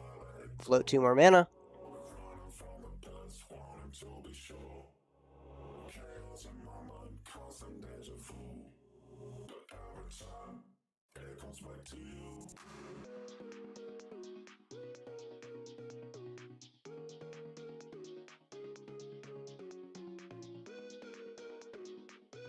We also have Agathis here. We can exile our creature from our yard to give a counter to get another untap on Tribute Mage if need be.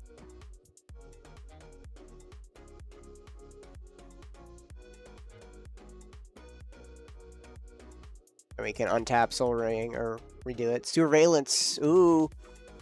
Perfect with that Tribute Mage. Trigger Flood Colors. We're going to draw 4.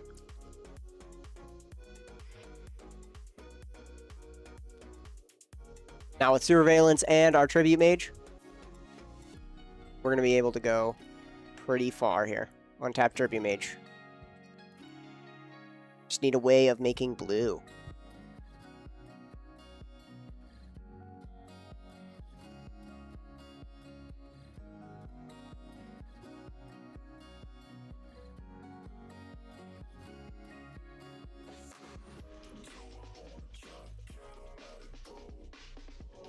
We're going to cast Arcane Signet. Trigger on our Valley Flood Colors. Drawing 4.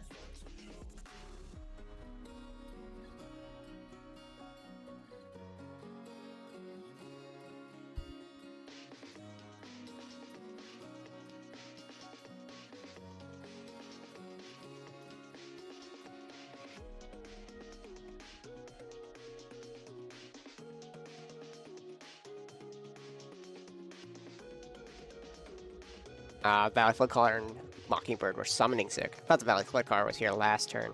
It's this turn. Mana Vault. Draw 4.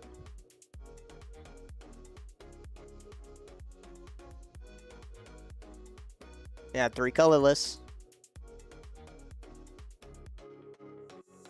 Play Manifold Key. Draw 4. Jesus Christ, this is crazy.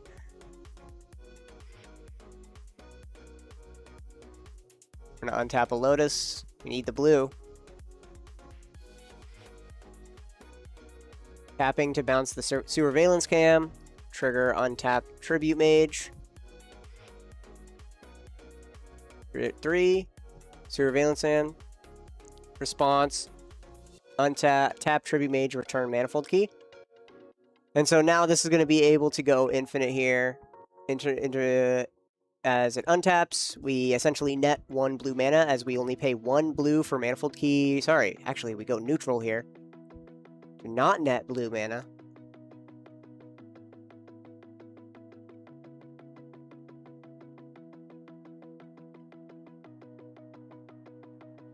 Okay, no, he has infinite blue.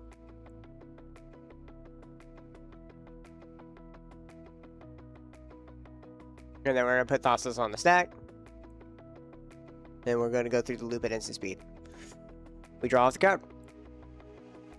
We still have Flood Color. And that is Troy the Silent Assassin winning through a Vexing Bauble on what's supposed to be a mana positive Mox type of Mox needed card draw engine. Absolutely crazy. Troy was absolutely moving through his deck incredibly. Troy having to just manually find every piece That way he can get around this Vexing Bobble, and having to use his Moxen as a almost as like a card draw, almost like cantrips in order to draw it out. Chris, Lord of Smoke, tried his best. He was left with 3 lands. He was gonna go for it with a slow Thoracle win, end step Tainted Pact, and then main phase Thoracle. Lurch was presenting wins here with at least a good amount of control on the board and a good amount of card selection. Knowing how blue farm is, you just kind of keep on going until you eventually get the infinite mana and infinite card draw and infinite, you get Thoracle out. And then Derek, of course, we saw Derek going for that win, but the curse of going first, the curse of trying to push first, stops Derek in his tracks, as everyone had their counterspells for it, but no one had it for Troy. And unfortunately, he ended all of that with a Vexing Bobble on the field for Troy to use in his favor. Derek had all the free counter magic in hand, could not play it, and couldn't even crack his own Bobble. What a good game. Thank you guys so much for joining us for Thursday night CEDH. Was our finals here. Troy the Silent Assassin gets it. Here live at Nat20 Games in wonderful Las Vegas, Nevada. Thank you guys again for joining us, and check out our website, Nat20gaming.com, for all of your tabletop needs. Check out our socials, !smart socials in the chat, and don't forget to join our Discord for a fun, friendly TCG community, or tabletop community would be a lot better. We do D&D, we do Pokemon, we do Riftbound, we do Magic, of course. We'll be back tomorrow for more Pokemon, for some more streaming. We'll be seeing our Friday Night Pokemon every Friday. Next week, we'll be having our first Friday Pokemon Challenge. So stay tuned for that. And also next week, we'll be having our CEDH. Thank you guys so much for joining. Have a good one. And see you guys tomorrow.